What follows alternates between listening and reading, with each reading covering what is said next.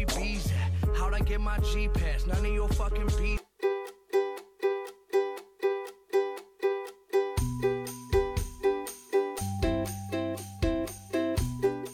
Hi, I'm Jamie Lawler, inventor of Kids Flush.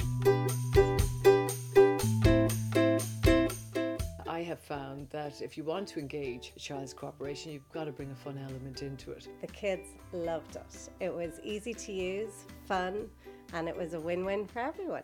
Join us in making toilet flushing fun.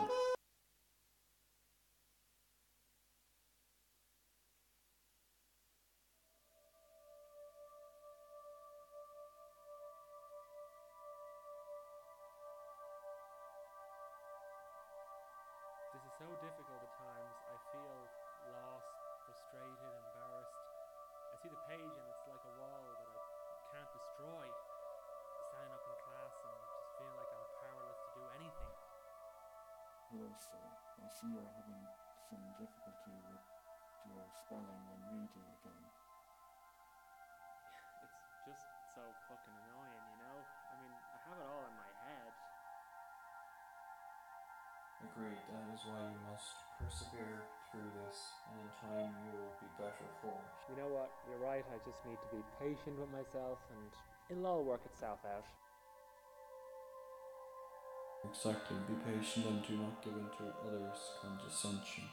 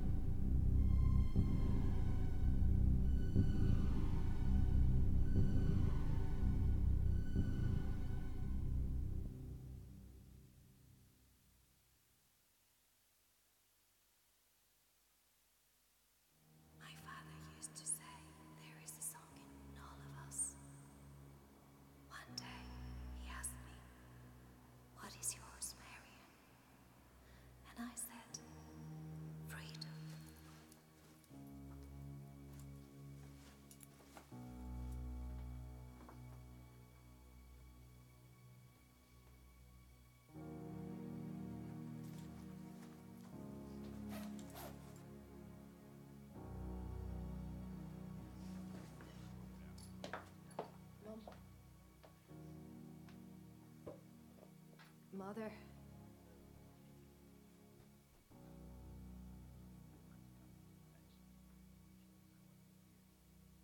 I'm gonna live in the city for a while.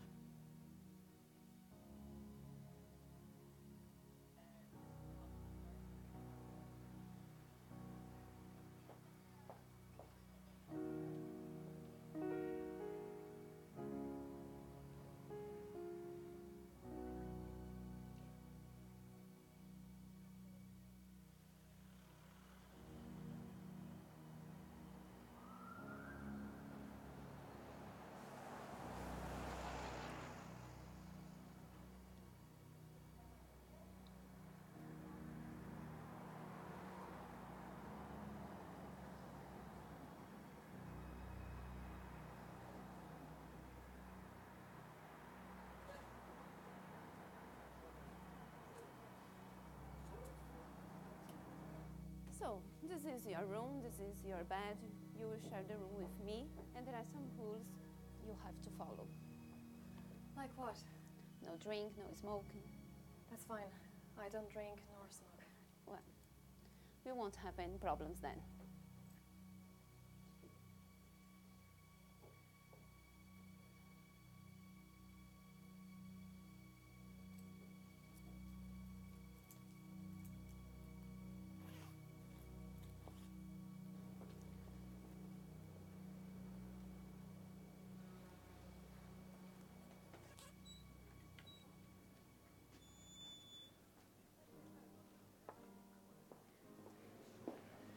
Excuse me. Do you know who's in charge here? Oh yeah, that guy over there. Yeah, it's me. Yeah. Hi. Hold on a sec. Sorry, are you the manager? Yeah. It's just, my name is Marion, and I wanted to ask about the open mic. Yeah, fill this up, yeah. Sorry.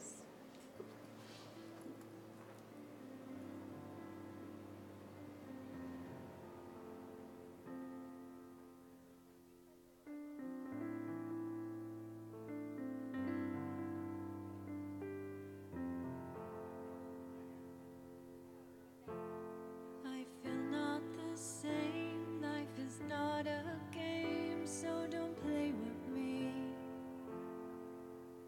I have to walk away, 'cause my dreams are far away from here. I'm gonna run so far from your lies.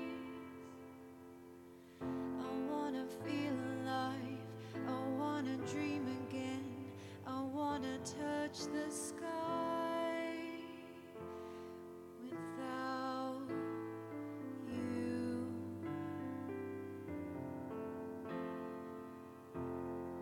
I've been waiting for the sun.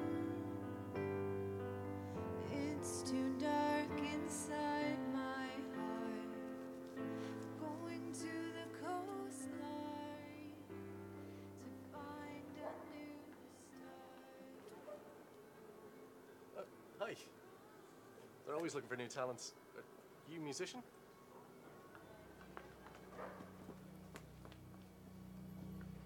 Jesus, you haven't got a clue how to talk to a woman.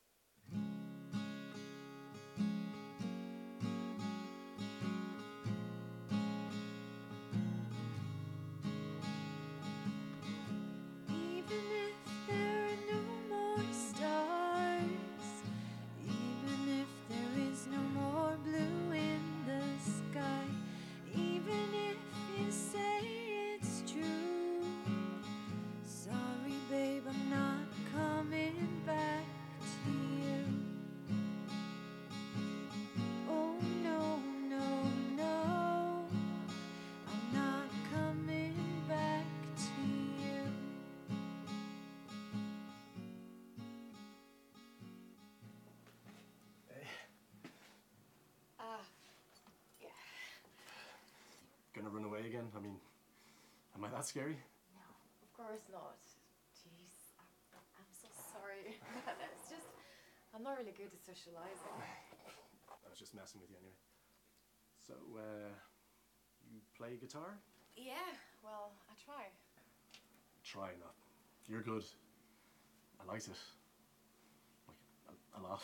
Yeah, I don't know. I bet you'll be big and famous someday. I'll be telling my friends I used to see her playing small pub. It's nice of you to say that. Maybe you want to grab a coffee sometime? As friends, I mean, you know. You look like the kind of person I like to be friends with. Yeah, okay. Sometime. Cool. Bye. See ya.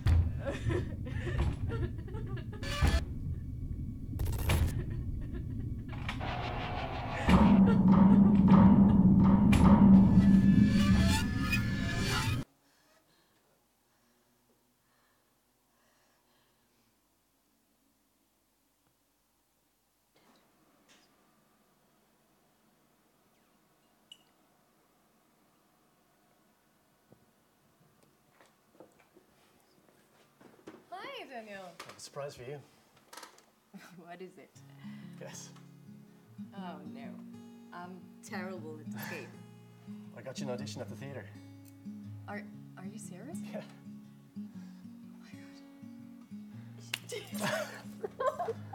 Thank you, Danny. Thank you so much. Yeah, the audition's at 3 o'clock today. If you get it, you'll be playing at the festival in 2 days' time. I gotta go to work, but we'll chat about this later, right? Yeah. Thank you.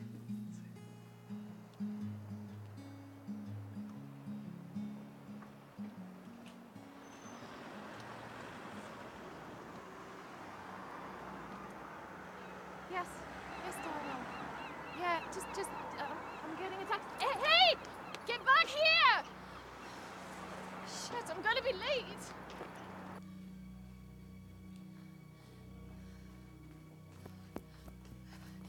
What happened? You're late. I'm so sorry.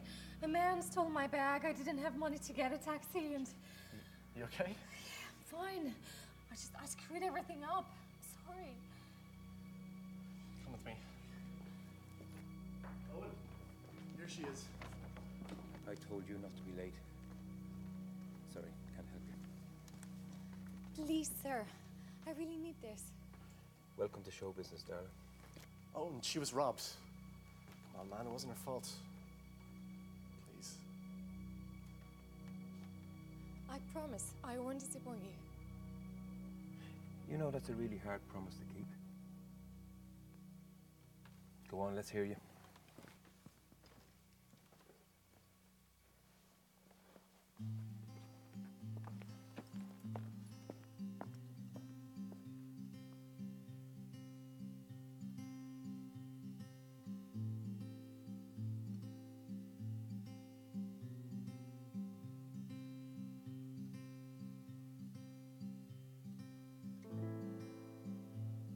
When you have to go, but you wanna stay. When you find love, but you cannot say. When your dreams go away and the light fades away. On the way home, on the way home, on the way home.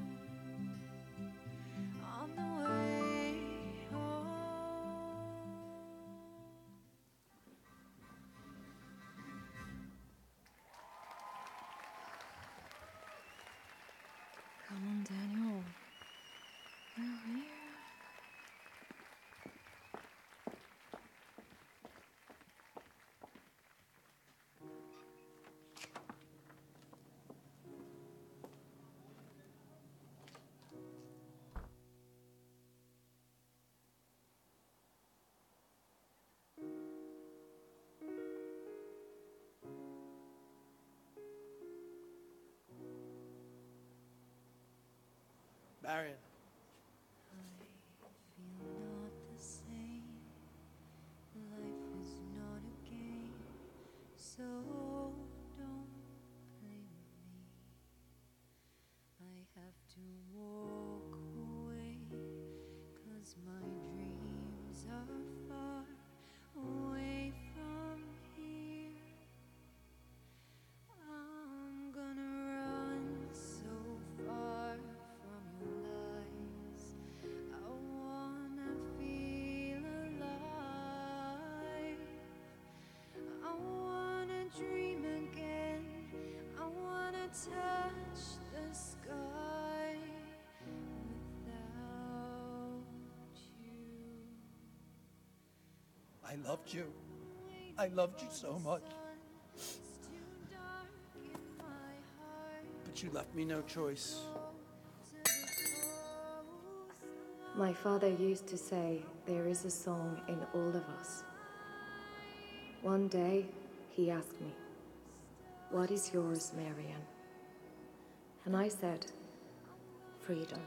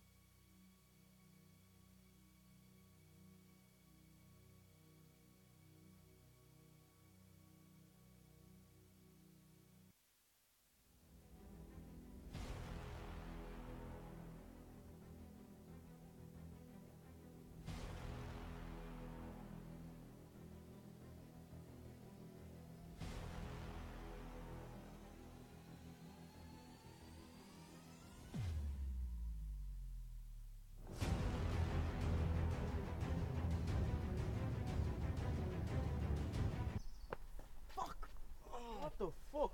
I stepped in dog shit.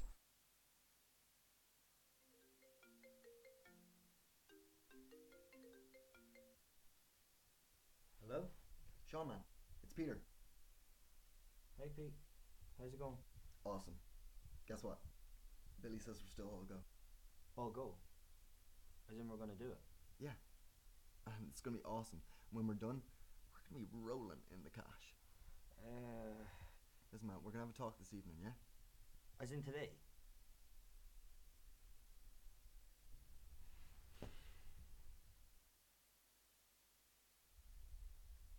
Come on, Sean, you snobby hipster twat. Where are you? Hey Pete. Oh, hey man. When'd you get here? I just came through the back. Well, Billy should be here soon. Well, Billy's not here yet. No? But when he gets here, you better be on board for what we want to do, yeah? So why are we meeting in your dad's? He's just out of town visiting my uncle. Besides, he needed to get away, everyone's spreading rumours about him. And what rumours were these? Just that he's a transvestite.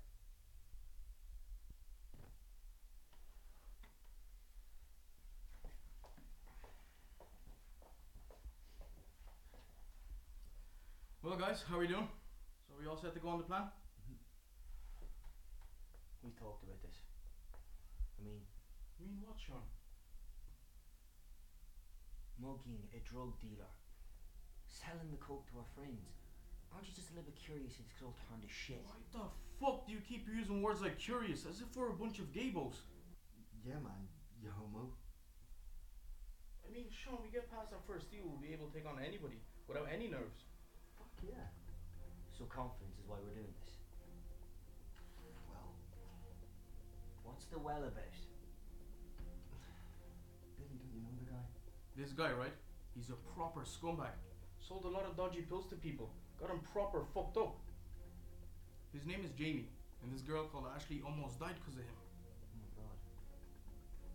Seriously. Let's get down to business. This is what he looks like. Wait. Shouldn't we just contact the authorities? No. That just means dragging a whole bunch of people into this. Really? Yes, really. Listen, you can either be a part of this or you can just stop being our mate. Okay. Screw it. Let's do it.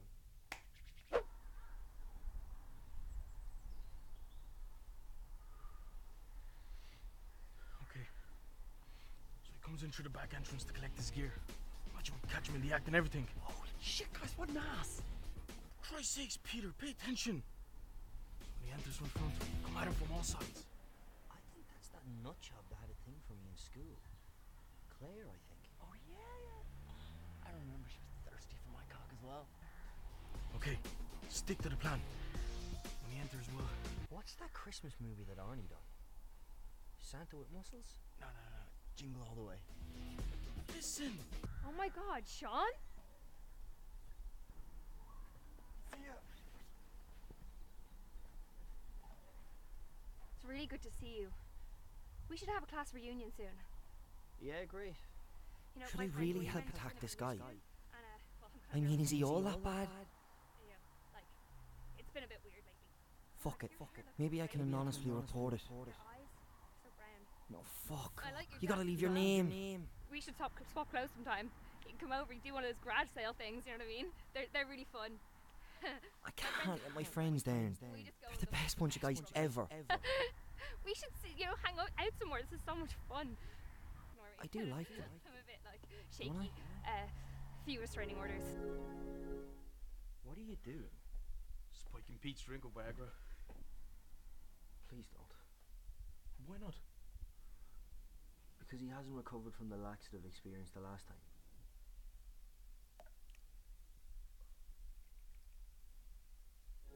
Girls like that. I like it. Yeah, maybe they're not always the best well, friends. It's been good seeing you. I gotta go. Oh yeah, great. Hopefully she won't be late. I'm a bit nervous about meeting Jamie for the first time. Jamie? Can I see a photo by any chance? Of Jamie? Are you gay or something? Yeah, whatever. Just let me see the damn photo. You're gay? Well, when did this happen? Okay, Claire, I'm not gay. I like girls. Just let me You wouldn't lie to me, would you? I've been in a lot of romances and I've had a lot of restraining Jesus orders. Christ, Claire, I'll do anything. Just show me the damn photo! But if you want to be with me, then why do you want to see the photograph? Maybe I'm bi-curious. Maybe I want to try cock. Hey, lovely weather. Fuck. Bring it up on your phone. Yeah, it was at the gym today. The bench press. 225. Way to go, Dad. What the fuck is wrong with you? Okay. Jeez, I shouldn't be sniffing women's underwear. No, not just you. Especially him. What the fuck is wrong with you now?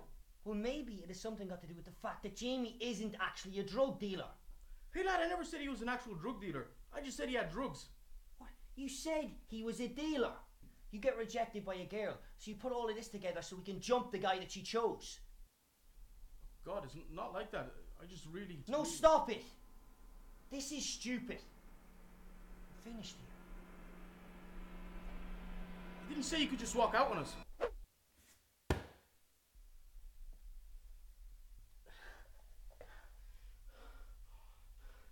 I broke my fucking nose. You should use a tampon for that. Really? Yeah. And then you should do something about your nose.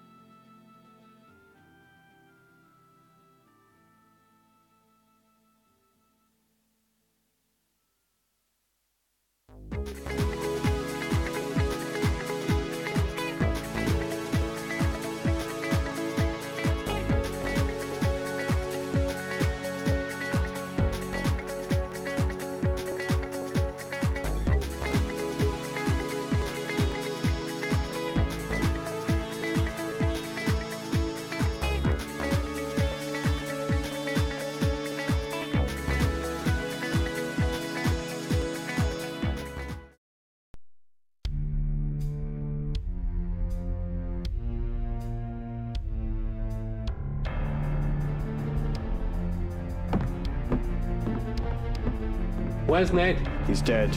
Fuck! See what all this shit's about then? What are you doing? Shh, I can hear something. Open it! Sure, I can hear something.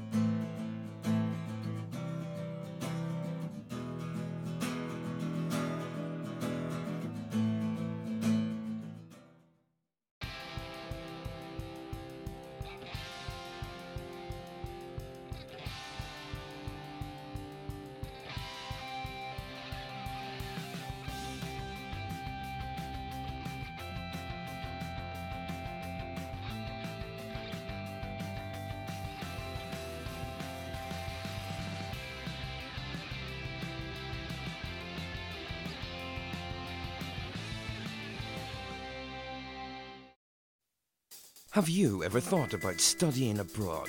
This is a chance to change your life. SETA College offers scholarships to help you reach your goals. Make your dreams come true. Study in Ireland, learn a new language, experience different cultures. Make friends from all over the world.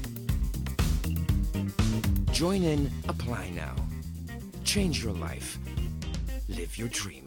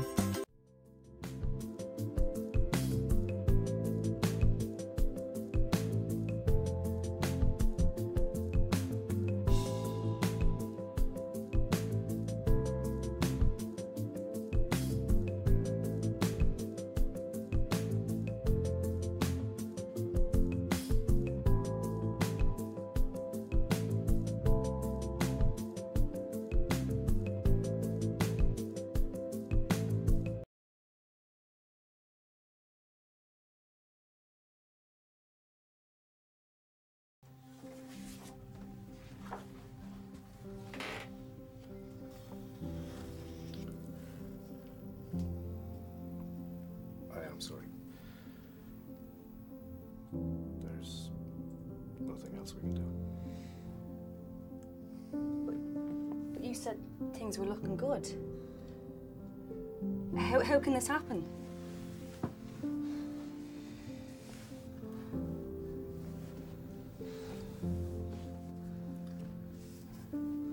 It spread quicker than we anticipated.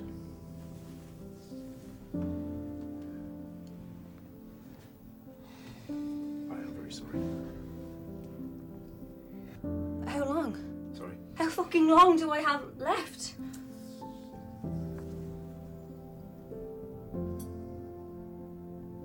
Six weeks, at the most.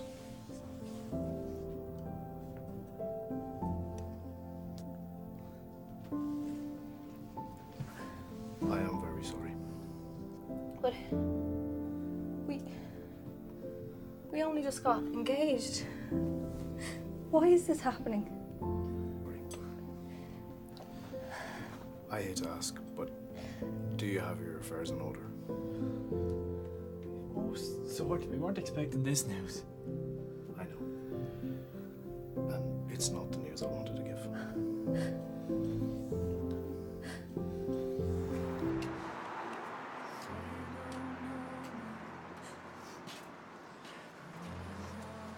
Marry me. What? I'm marrying you before I go. I don't care how or where, but we're doing this. Fuck you.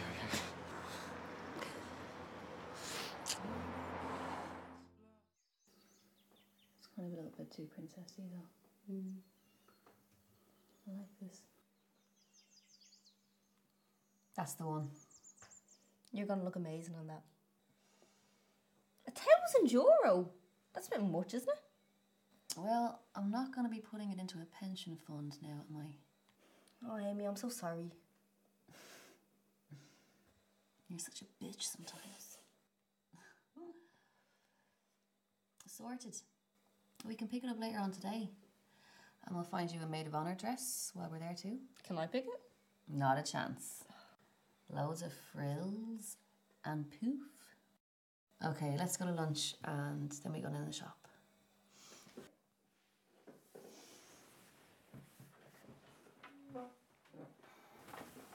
You sure you're not pushing yourself a bit much, love? You remember what you were like this morning? The stream has such a I won't let go of me. I won't let go. I won't let go of me. No, I won't let go.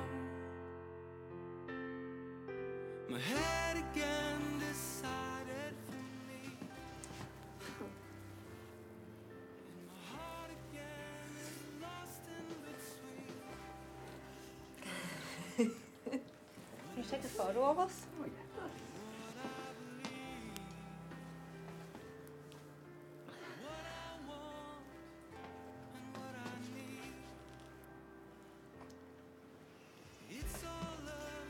I never thought I'd get here. You look a million times better when you're all done up in a few weeks walking down that aisle. Just have to make sure Sean doesn't show you up with the dodgy suit. I don't care if he wears it. Right, I think that's everything. The suit's over in Ken's. Andy, yours is up in the room, is it? Cool. Nothing else? Only thing I can think of is just small. Yeah? The rings, Sean. Okay, throw them in the room. I get them, yeah. He remembers his phone charger, not the rings. You have to love him. Yeah, it's a chore sometimes, but you have to. I can't believe this is happening. I'm finally getting married. I'm so proud of you, love. And you've no idea how proud I'll be walking my little girl up the aisle. Right, that should be everything. See you bright and early tomorrow. You better not be late. In your life.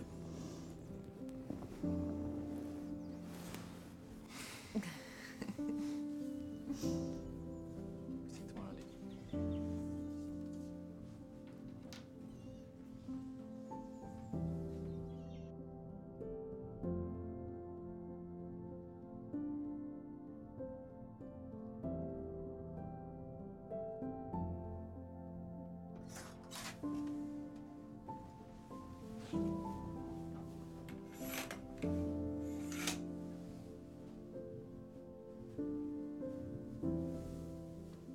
Nearly an hour late at this stage. Would you calm down? No bride is early for their wedding. They're probably stuck in traffic. Probably, yeah.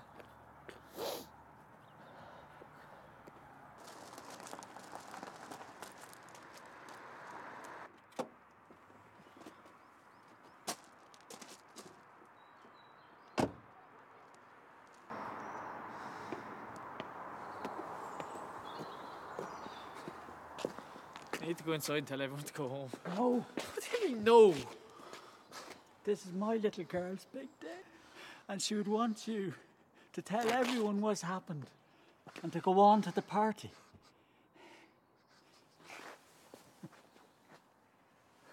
Do it for her.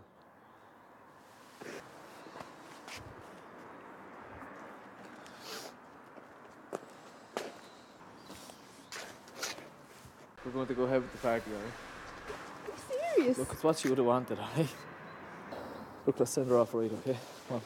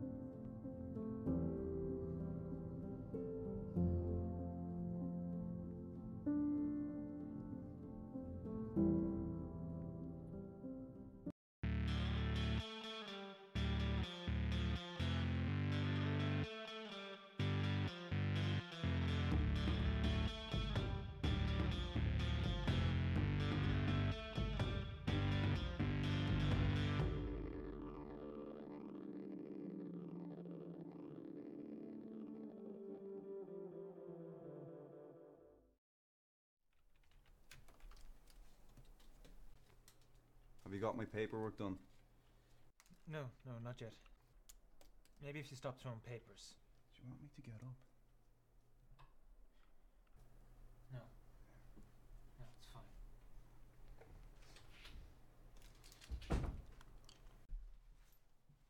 Hey Alex, Darren, can I see you in my office for a moment, please? No problem, David. Yeah, thanks guys. No problem.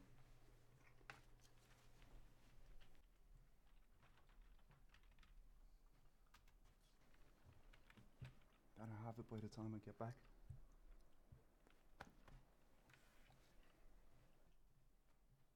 Thanks.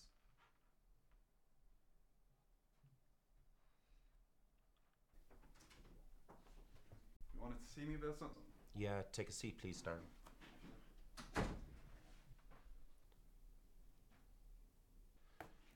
So, look, today's going to be your final payday. I've got your check here, covering payment up to today. I've also got a separation agreement which I'll need you to sign in order to get your severance. Understandably, you might want to look over that for a few days, but just to let you know it expires in 5 days. Look, I'm not going to ask you to work today, so if you want to collect your belongings and take them home, that's fine. I'm going to gather the team after this meeting to let them know exactly what's happening. Alternatively, you can come back tomorrow at 9 AM and I'll help you with your belongings. Look, Darren, I feel you're leaving on good terms with everybody here, okay? So today's obviously a work day, but if you want to reach out to some of the staff after today's meeting, I think they'd appreciate that. So I'm fired then? Yeah, you're fired. You can't fire me. This place I won't last a think day we'll do without just me. fine without you, Darren. Hey, get out of here. You can't fire Get me. the hell out of here. You can't fire me, you'll see. I see. Yeah, you'll What's see. that meant to mean? Are you threatening me? I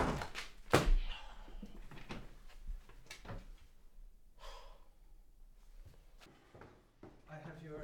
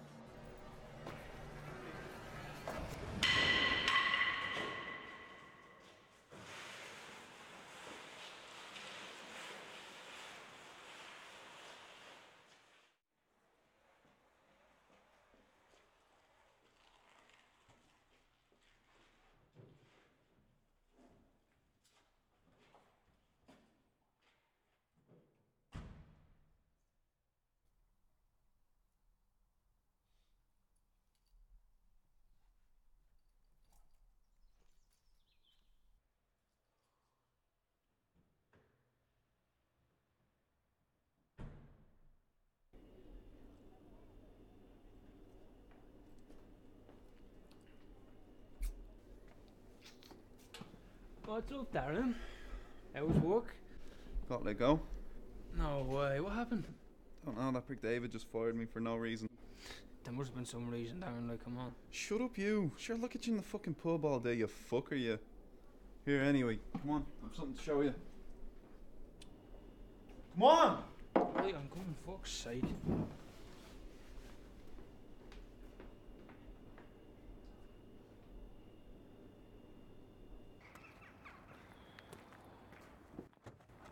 You ready? Yeah, come on.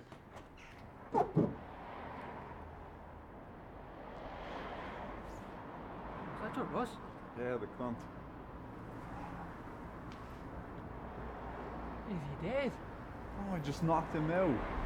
What do you mean you just knocked him out? What would you do that for? Because he fired me for no reason. You sure he's not dead?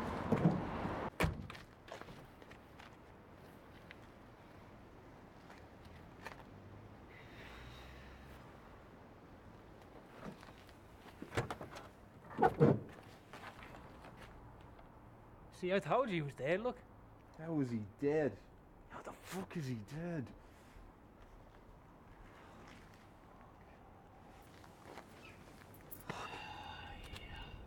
He's definitely dead, alright. We need to get rid of him.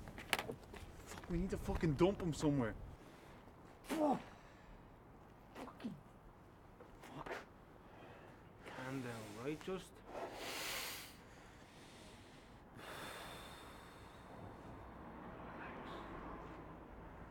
I know somewhere we can go. Get in the car, huh?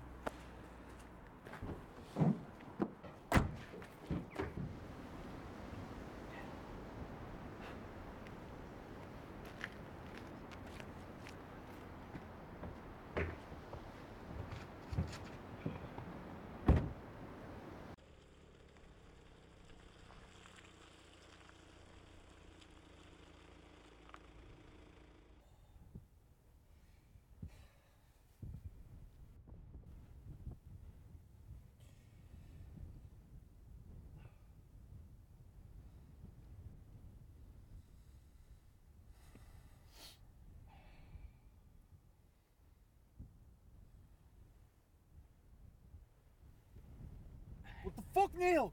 What are you doing with that? Fuck! Fuck! Fuck! Fuck! Well, look, how do you just leave it there? Fuck!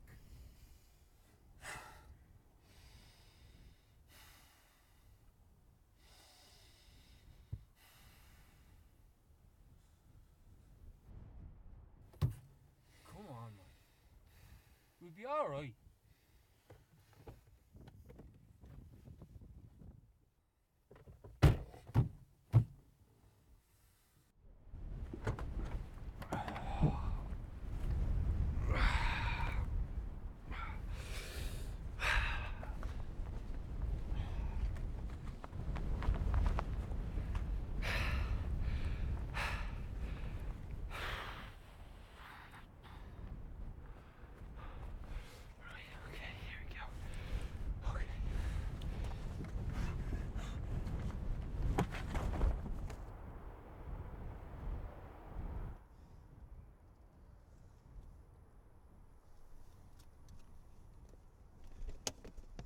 Neil, what the fuck are you doing?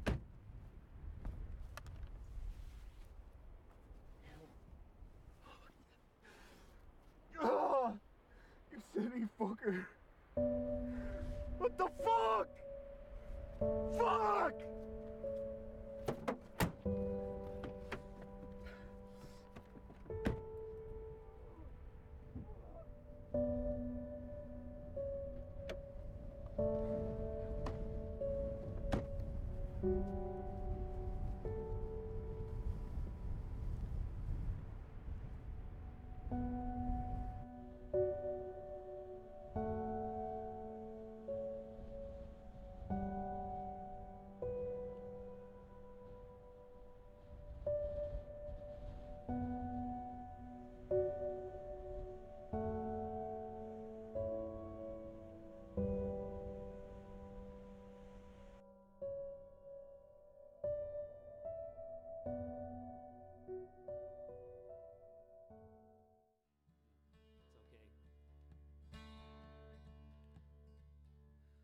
My great-grandfather was a refugee from a place called Ireland. He didn't want to leave home, but when you're a slave, nothing goes how you might have planned. Like most of the island, he had nothing to eat. He survived by going away. But if he hadn't starved and if he hadn't left, perhaps he would have lived to see the day when, after centuries of subjugation under English queens and kings, came the movement of the Irish Spring. When things were set in motion around one Easter morning to move from colony to nation, when through the foggy dew could be seen lines of marching men heading towards a country's liberation. Then a century ago, on April 24th, suddenly one day the spell was broken. For 6 days and nights, all across the island, the spirit of...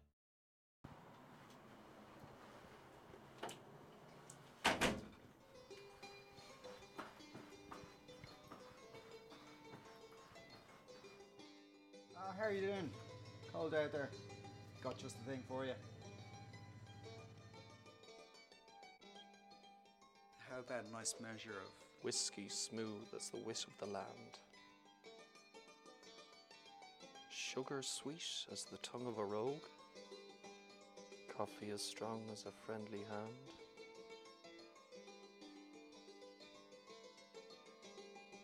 Cream as rich as an Irish brogue?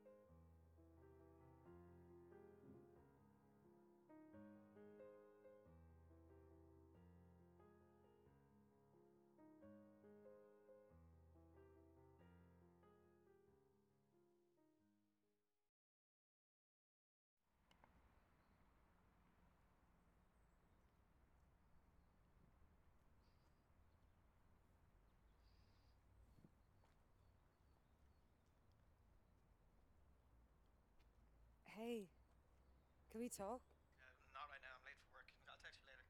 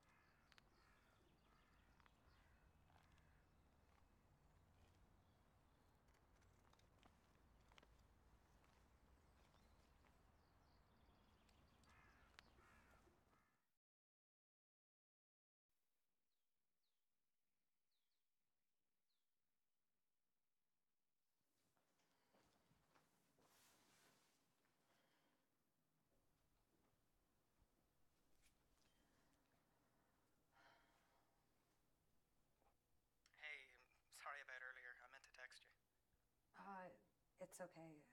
You want to come over? I can't right now. Like, sorry, I'm going out tonight with the lads.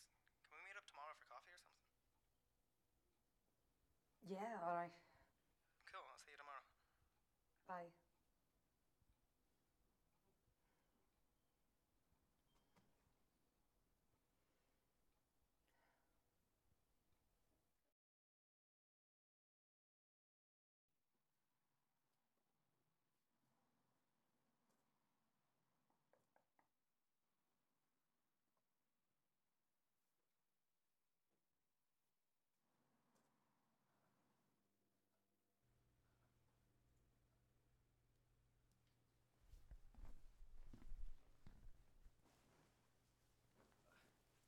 Sorry it's late.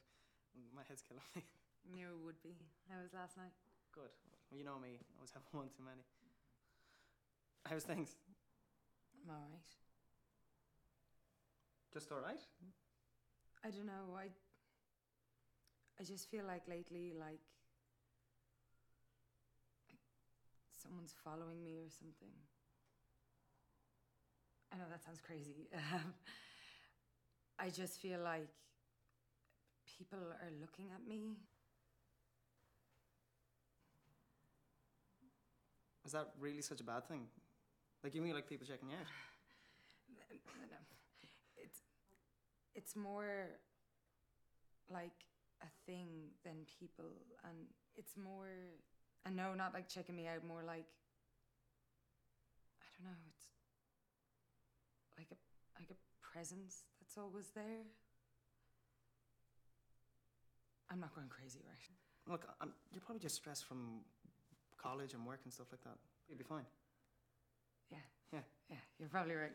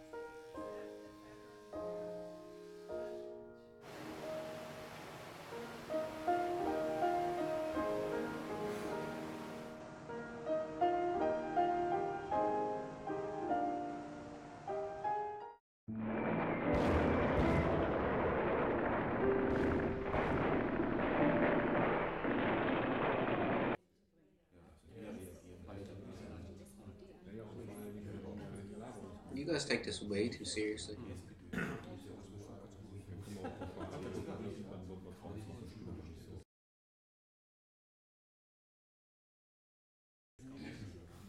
Your turn.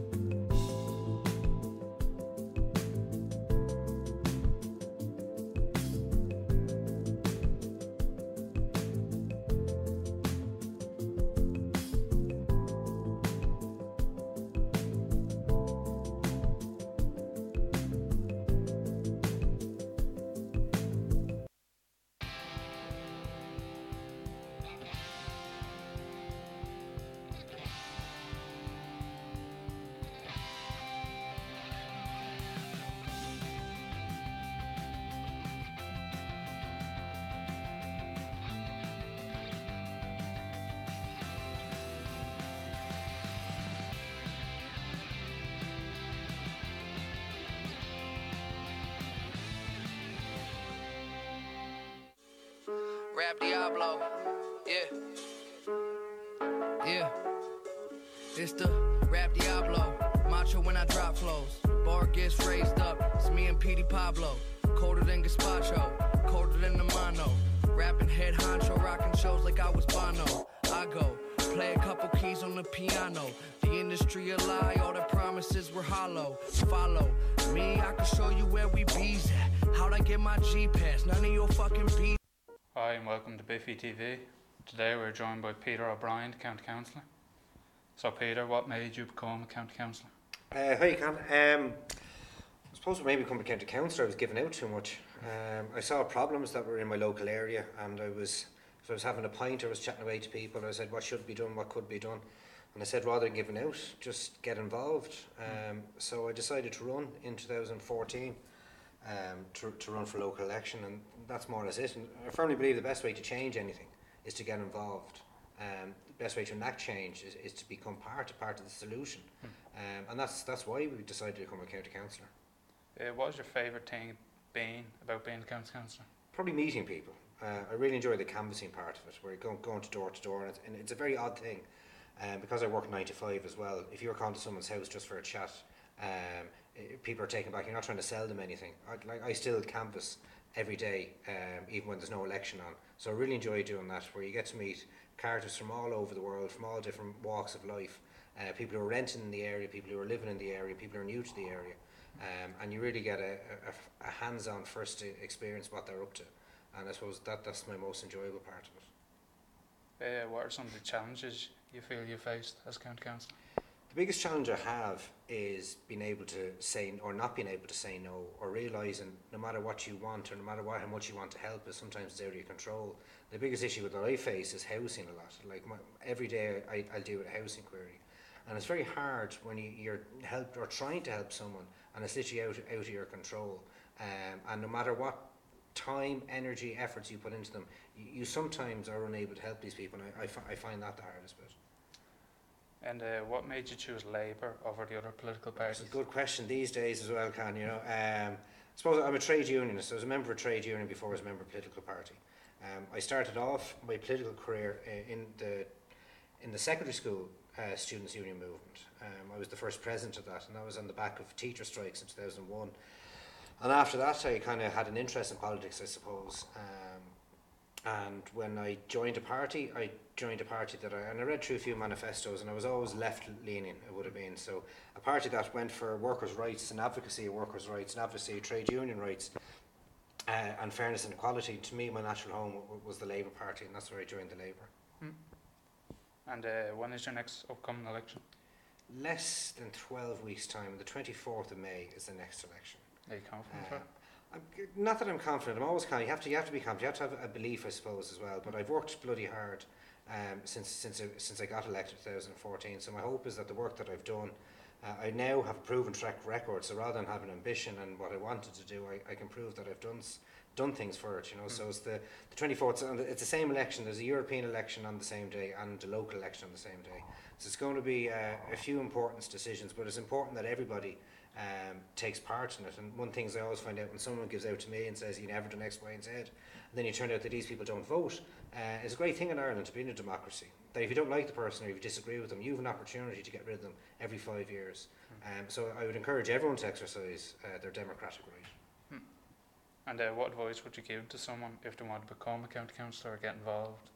Just get involved. If you want to become a county councillor, some people would do it for or may have always had that ambition. You know, the amount of people that have studied political sciences has increased in Ireland the last number of years. So there is people out there that can see the merits of democracy, and there's a lot of negativity towards politicians. You hear it all the time. Oh, we only see at election time. All politicians are corrupt. All politicians are liars. In Dundee-Rockdown, where I represent, there's 40 county councillors on that chamber. We don't all disagree. We don't all agree with each other all the time. But I have no doubt that the people that are in that chamber are there for their right reasons and their reasons, what they think is right. I mightn't think it's right. So anyone who wants to become a councillor, I would say just do it. If you feel passionately about it, and if you want to get involved, give it a shot. And the worst thing is, it doesn't happen. You don't get voted in, but at least you tried. And have you feel you've dealt well with people, sort of saying the corrupt politician, or how do you battle that sort of stigma? Well, I can do it very openly. Like every year in January, I publish my my attendance record and my payments record. So I put it up for everyone to see. I'm very much a fan of open and transparent thing. I remember, once again, the Labour Party. The Labour Party is one political party that has never, in its over 100 years history, has had anyone who's been corrupt or taken a backward payment. That's something I'm very proud of. Where, especially in a local authority where planning decisions are such a big thing, where you look at some of maybe the other bigger parties, the Civil War parties, have a checkered past when it comes to taking backhanders. So not all politicians are the same. I can understand people's frustrations with it, but I don't agree with it. And for my own thing, you get given out, and sometimes if I go canvassing, I knock on someone's door. That's the first time they might have interacted with someone who is a politician. So sometimes you need your conduit for them to vent with, and that's fine too. And moving on from county council, do you ever see yourself becoming a TD in the Dáil and moving more into politics? I'd love to move more into politics. I now have a passion for it. I have a grow for it. I'm a full-time community worker, so it kind of helps out each other in both ways. My background was in finance and studied accountancy, so I have a broad employment background. I've seen many things from different angles, so I think I would benefit. I could bring a lot to the Dáil, but as I said at the start, if you remember the Labour Party, we're not doing too great at the moment, So I'll still keep the fight. I still think there's some great people out there. And where I live in Dublin Rathdown is a 3-seater. My colleague, Councillor Etta McCarthy, is running for Labour next time round. I'm supporting her. But in the future, absolutely. I'm only 34, so there's plenty of years left in me yet, Con. And I see you've also been a scout. How important do you think that role plays in part of the community? Yeah, like those sort of organisations. Absolutely. Yeah. Well, scouting at the moment is going through difficult times. Where I joined the Scouts in 1990, I was 6 years old, and I've been a member of it ever since, and I'm still an active volunteer. And I cannot speak highly enough of the leaders that I had when I was a Scout, and the leaders I'm currently volunteering with. Where my own local Scout group in Ballally, we've full sections, we've Beaver, Cubs, Scouts, Ventures, where there's committed, highly trained leaders there. So I absolutely cannot speak more highly of the scouting movement and the work it's done in Ballally. But on the flip side, you also have to recognise and be aware of the historical cases that have happened. You have to let them go to fruition, and if there is people to be held to account, they should absolutely 100% be held accountable for, and the victims should be supported in every way that they can. And you're also an actor in the Middle Theatre. Yep. How have you found that? I suppose the acting helps the politics as well sometimes, The Scouts gave me confidence to do a lot of things. It gave me confidence to go on stage. It gave me confidence to go into politics. And I love, there's a few things that I'll always be involved in. A trade union movement, a Scout group, and acting. I absolutely love it. And I love particularly about community acting. You can have a 4-year-old and a 94-year-old sharing the same stage and getting the same enjoyment out of an audience. And bringing joy into people, So I think it's great fun. There's a show on in a couple of weeks' time, a musical, My Fair Lady, which I won't be in this one, but I help out still backstage. So when I'm not on stage, I help out backstage, whether that be sets, whether it be the props, backstage manager, or even just the publicity of the show. But I think it's an absolutely great thing. And in Ireland, we really are. We're blessed with the amount of culture that we have, where we have the likes of ours. So you look at the Oscars just gone now, the amount of the Irish influence, particularly in animation and the production companies. It's for a small country, we really are punching above our weight. And what I would like to do, and in the council I serve on the Public Arts Steering Group and also on the Community Development and Cultural SPC, and the investment into culture, into arts, is so important, and it's so undervalued. It's trying to match that so people could see the benefit of the arts in their wider community. With the increase in the Creative Ireland budget, was that something that you would look to improve on if you Absolutely, were to go down that road? But also the Creative Ireland budget is great, but it's too structured in my opinion, the Creative Ireland thing. So if you had someone that wasn't doing something in the traditional arts form, they might fall through the cracks. You also look at Music Generation, which is out now, which I think is brilliant, because it's taking people that might necessarily have a music background or come from a family that will be able to support their young people in music. It's given them an extra opportunity to do it.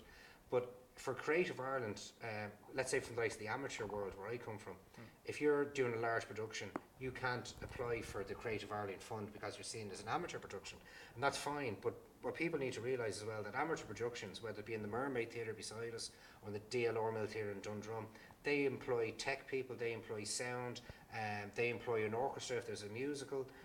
So it does create employment and provides that. So I'd like to see Creative Ireland funding broaden and have it more accessible to people. Have you always had this sort of interest in the creative side? Or where did you first sort of get involved in it? My background's in sports. I fell into the creative side. I could always hold a tune. I was a good singer. And I was playing hurling for Naval of GA Club. And there was a guy in the club said it to me, "Can you still sing?" I said, "I can hold a note." He said, "Come down and join." They were short of men for a musical. So I said, "Listen, I like trying stuff out. If you don't try it, you don't know if you like it or not, you know." So I did one show, Fiddler on the Roof, and I've been a member ever since. And as a result of that, I got into the drama side of it, into the Drama League of Ireland side of it, and I've also, there's the DLI do a residency summer school. I've taken part in that, and I've done a course in the Lear Academy in town on backstage management, you know. So it's something that happened by chance, but it was the best mistake I ever made, you know. Do you plan to pursue any more in the arts? Maybe professional acting? No, not professional. Not that I'm saying I'm past it or anything like that, but my lifestyle has changed now. My goal is probably the politics side of it, the community side of it. I'd always be supportive of the arts, and if I can help on the political side of it to support the arts at a local level or at a national level, if my career goes that way, I'd say that's where my involvement would be. Do you have any particular roles you love playing? More singing roles, or? No, I started off with the singing, but I really like getting into a gritty drama piece. We did the play version of One Flew Over the Cuckoo's Nest, just gone. And I played Martini, which would have been, if anyone knows the film, was the Danny DeVito character. And the director I had was very good. He more or less gave me free rein to do what you want, but you almost had to get in to the character of playing someone who is psychotic. So that was one of the few roles that I've ever had where you're so immersed into it, and you're not, even though you don't have that many lines on stage, you're in character, you try to get the mannerisms, it's more of a physical part. I was so tired after it. I was wrecked after the show. Even the adrenaline that you get on stage didn't stop the tiredness setting in, but I absolutely loved it. And I always played the comic role, you know. If there was a comedy or if there was a skit or a farce, I would always be involved in that. But now it's changing where I'd like something more meaty, something where I have to really develop the character and read into it. So that'd be my type of role that I prefer, you know. Well, it's been great talking to you. Thanks very much. When we come back after the break, we'll have Simon Kelly on to talk films.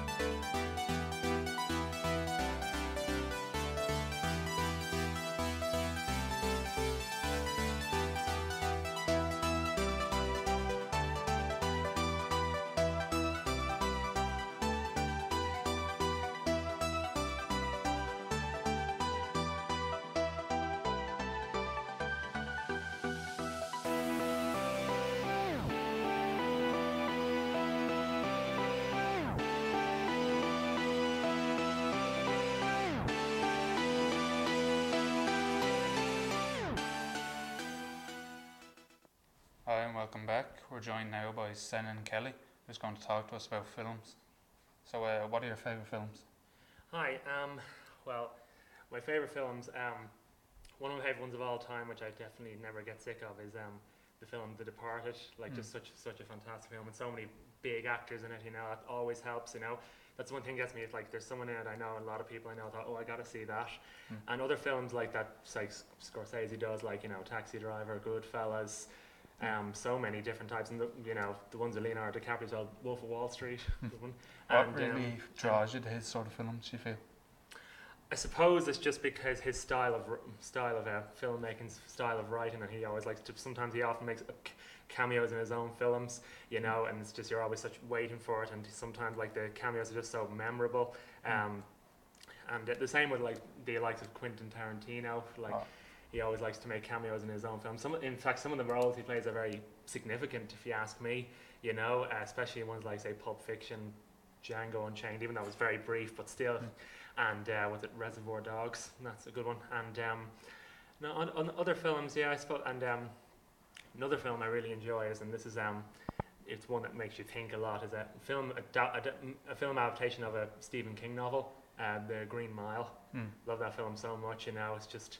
Makes you think, you know, there's always more that meets the eye, and, you know, it's just a fantastic story, and, you know, of course, Tom Hanks being one of my favourite actors of all time as well, it's just, you know, flawless, and, having this love for, like, you know, knowledge as well of behind the camera as well as on the in front of the camera, do you ever see yourself getting into any of them sort of roles? Behind the camera? If the opportunity were to rise, I would definitely take into consideration. I would definitely, you know, look into it. I would never say no to that.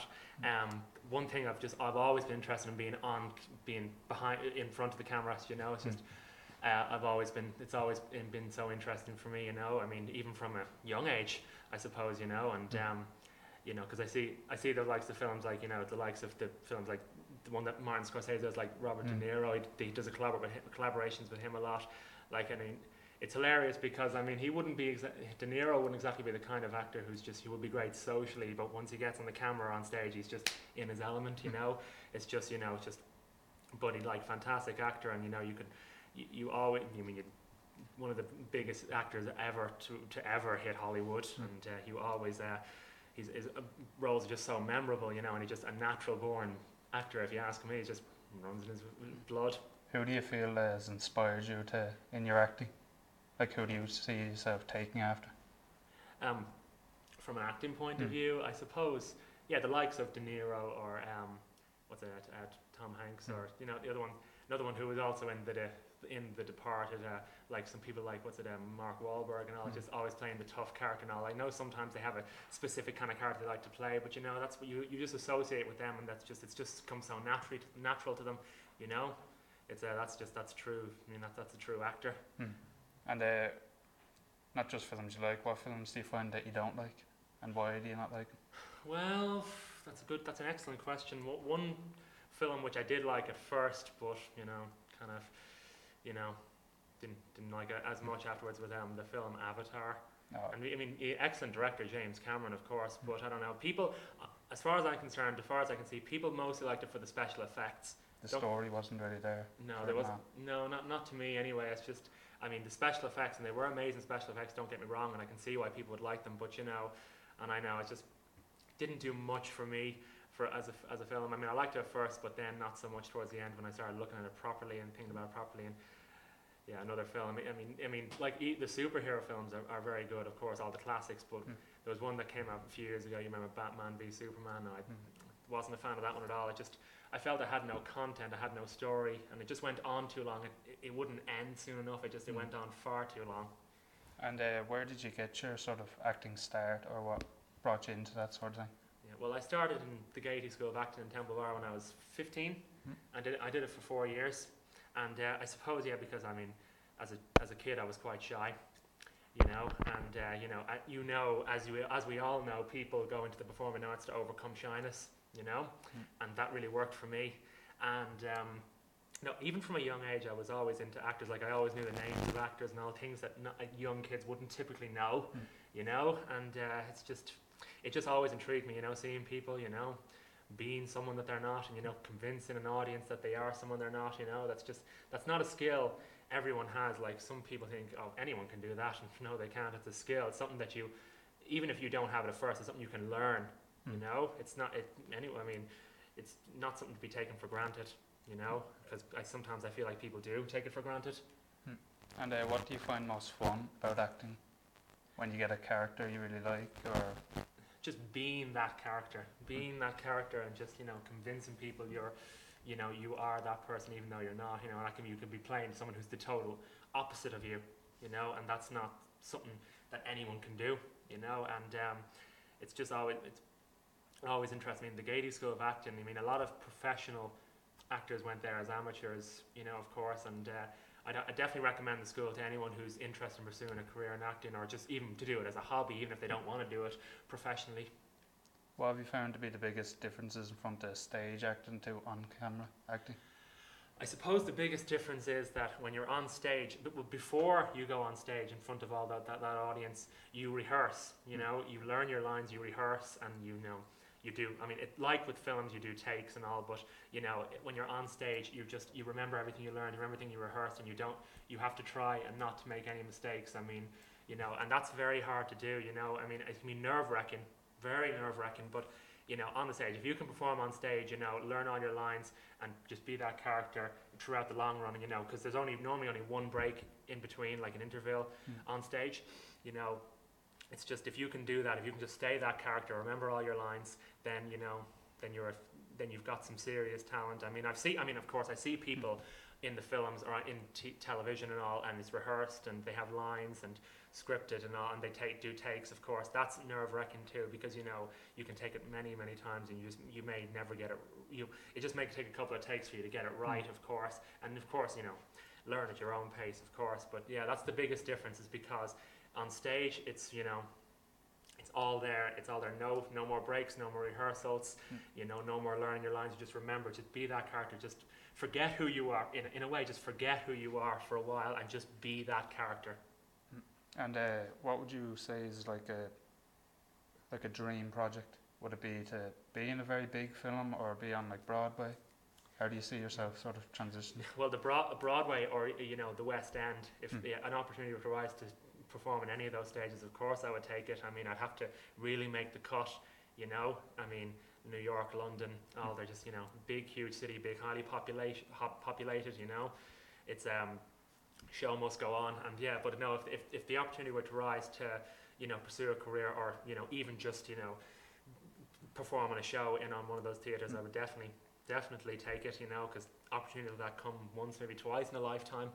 It's that's the dream. That would be the dream job, Do you work professionally as an actor, or have you sort of went off into a different career path? Well, I suppose ever since I finished school, I went on to college. Started off in college in DFEI in Dunleary doing the animal healthcare course, because I love animals, especially dogs.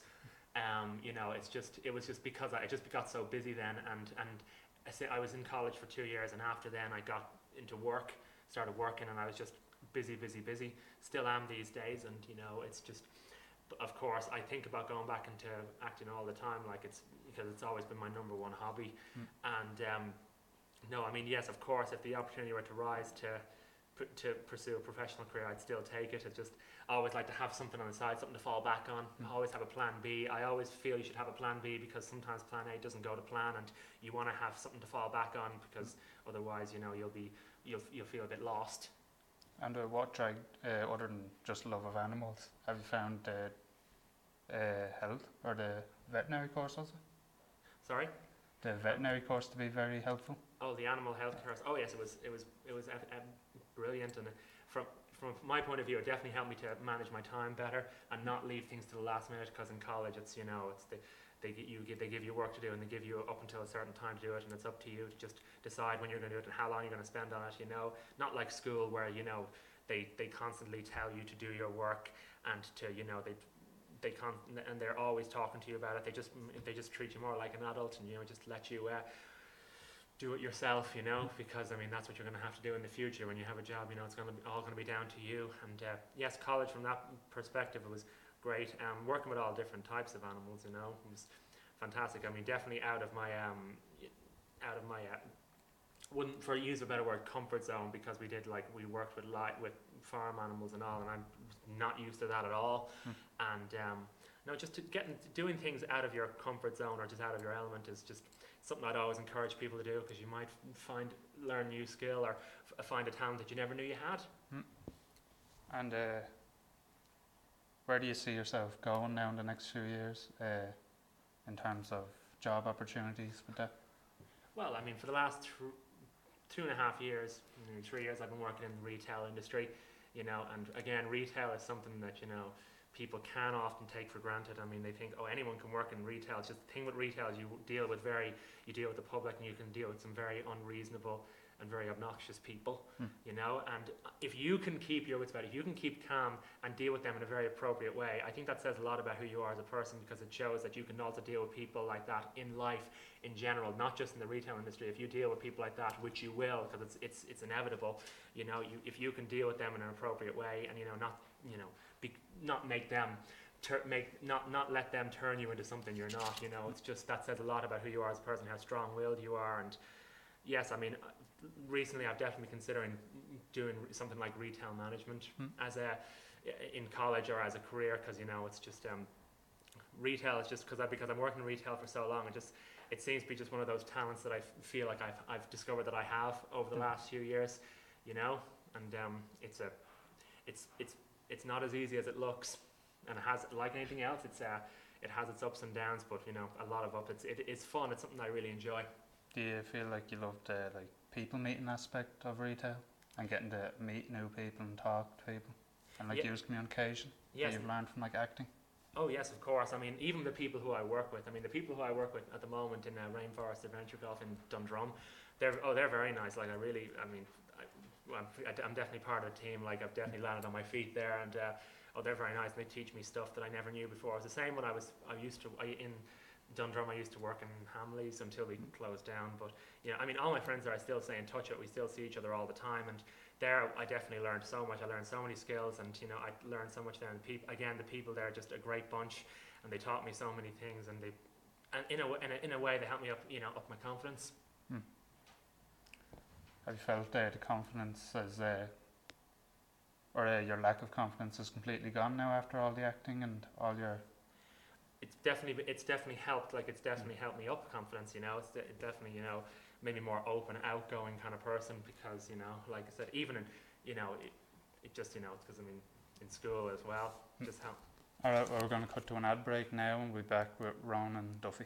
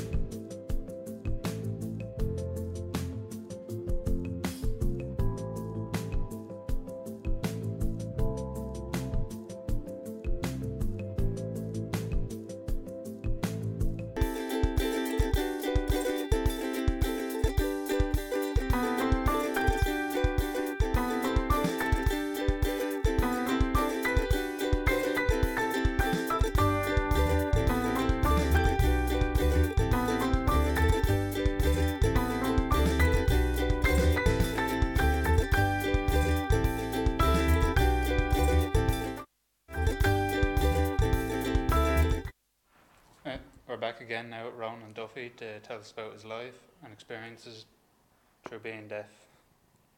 How do you feel being deaf has affected your life? It affected me in a long way, and a bit of a struggle. Just like when I was in the college, I went through.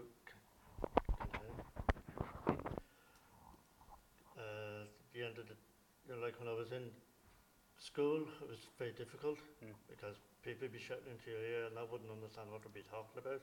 And certain words that I have to pronounce, I wouldn't be able to pronounce them properly because being deaf. And how do you feel like the technology of hearing aids as it's progressed, has it helped you out?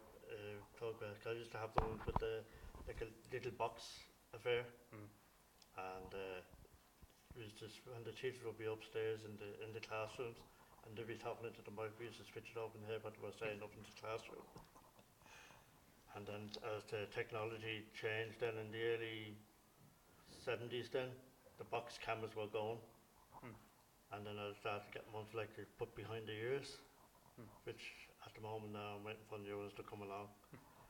And the technology is really advancing, and with people that have difficulties with hearing, then the implants, which is really advanced. Since I was anybody that had difficulty with hearing, you were really bullied, you were really put down. But I wasn't going to put that stand in my way, because sometimes you have to stand up and make sure don't let them put you back. You have to keep forward. And what do you feel drew you to cinema as sort of something you've really been interested in? Well, mostly when I went to the cinemas, mostly a lot of the war films I went to, and the first ones I seen was Lawrence of Arabia, and then I went to see Zulu. It was made in 1964, and that's when some of the big stars that made their names in those days, and they moved on and they're still alive to this day. And I went to see The Longest Day with a lot of the actors. Most of them are not around anymore. But I saw a couple of westerns, but I wasn't into them. Mostly war films. Watching films sort of through the years as they sort of advance, do you have like a special or a favourite? I think Lawrence of Arabia was my favourite because it was about the Arabs and everything that went on in the Middle East, and it's still going on to this day, and there's no change. I guess at what age did you start working? I started working when I was 15 and a half. I left school in 68, because 69 anyway.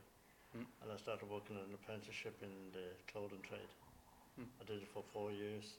I learned how to use machines, sewing machines, ironing, like steam irons, things like that. And that's how I progressed. It was hard work. I was in it for over 30 odd years. And then I moved on to something else, and I started working in a nursing home then after that. I was just by pure chance. I think nowadays you have to have 3 Tech 5, all these. But that doesn't prove that you're good at it, because when I worked in the nursing home, you had to show the people what to do, how to use stand-up hoists, and that was not something that you can just pick up straight away. You have to learn, because when they come in, they just say, "Oh yeah, we did 3 Tech 5." I said, "Yeah, so what?"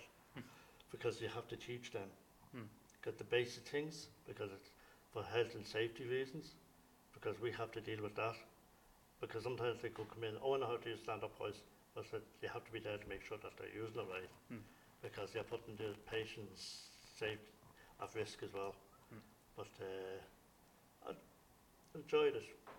What do you feel to be the hardest job of sort of being a nurse? The hardest job? The nursing home. Very, very, very demanding, very physical, and you have to be up to it. And when it comes to the stage where people pass away, we have to deal with that, because we have to do that as well. Because we have to show people how to prepare them and being in the family, things like that. And that's part of our route. That's part of our what we have to do. because people think you just go in and just, that's it. But we have to deal with when they come to the end of their life, we have to deal with that, and we have to support the families as well. We have to stand in the background. We can't show our emotion. We just have to stand back. It's like the firemen or the ambulance people, they have to do the same thing. You have to be strong. There's no point in going into doing a nursing home if you're not able for it.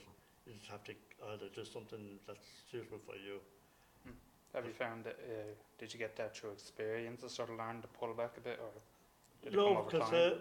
what happened was the 9/11, and when I was working in the clothing trade, everything crossed the board, everything stopped, cloth wasn't coming in, and there was a girl that worked in Leopardstown, that's where I was working, that's how I got there, and she said, like, they're looking for carers, and that's how it all started. And before I could do the small basic things, but then you have to know how to deal, stand up hoist, you have to do all the training, you have to go through all that. You have to know how to do CPO, how to wash the patients, things like that, and they show you what to do. And then you have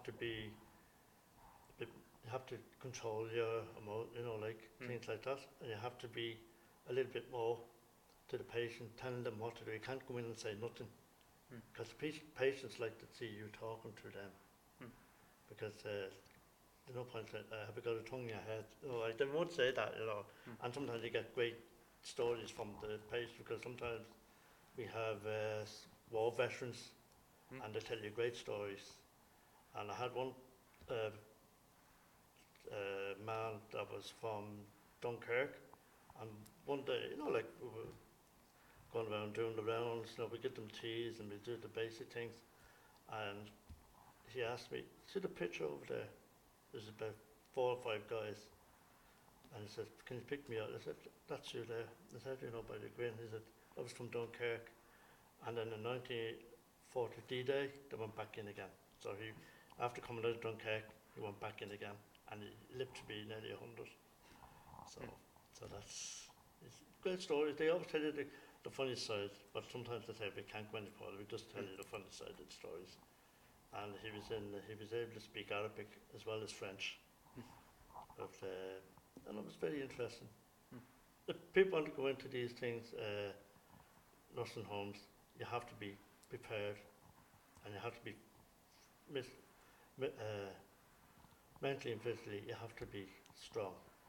There's no point in saying, oh yeah, I can do this, and then you're not able for it. Because some people do go in, they don't know what the things are. When the patient dies or anything like that, you have to be prepared to do that job. You can't let one person do it, because you have to be there to support them as well. Get all, it's interesting, very good. And you've done a lot more stuff since the nursing home. It says here you've ran the first Dublin Marathon. Oh yes, I ran the Dublin Marathon up to 92. That put it into the government. I think when you get married, sometimes everything gets in way. I did the marathon, my first marathon in 1979. I did it in 4 hours 55, and then about a year later, then I did it in 3.5 hours. So that was a big. You have to be really physical. That's what I think. If you have a stress level, things like that, do a bit of running, because that takes all that out of your system. And that's what I used to do. I used to do a lot of running. I used to run 20 miles at the weekend, 12 miles during the day, every day. What sort of got you into it? Were you a very sporty person? Yeah, I used to play soccer for a while. And then if I didn't get a game, it wouldn't bother me, because I'd be doing 2 nights training, and then I decided I'll try the marathon. So I kept on up to 92. Haven't done anything since. But I do a lot of cycling as well. And what have you found was like hobbies now? I do the gardening, yeah. I like the garden, yeah. What's your favourite part about the garden? The flowers and things like that. And with other issues I had, I have to kind of like slow down a little bit. But there's nothing I can do about that. But I think when you have health issues, you can let that take over you. You have to stand up and look straight. because at the end of the day, it's no point in feeling sorry for yourself. You have to be a little bit stronger and keep going. Mm. And I think at the end of the day, age is not just, it's your health is more important. Mm. And when you feel like something's not right, it's always best to make sure, don't let it take over. Have you had like many health things hold you back in life? Do you feel, or Well, I had you've pushed through most?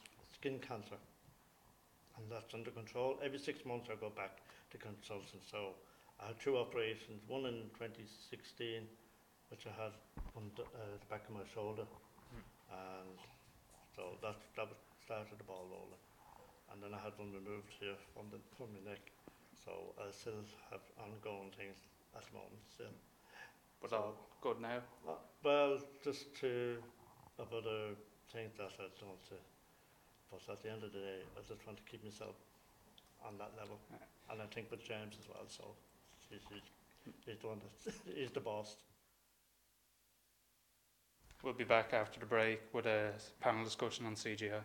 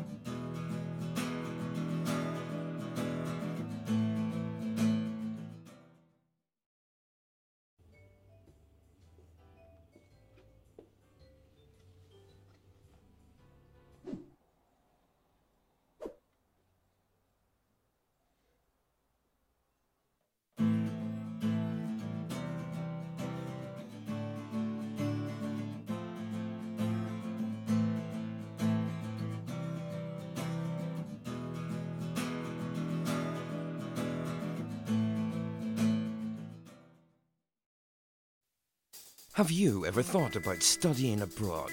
This is a chance to change your life. SETA College offers scholarships to help you reach your goals. Make your dreams come true. Study in Ireland, learn a new language, experience different cultures. Make friends from all over the world.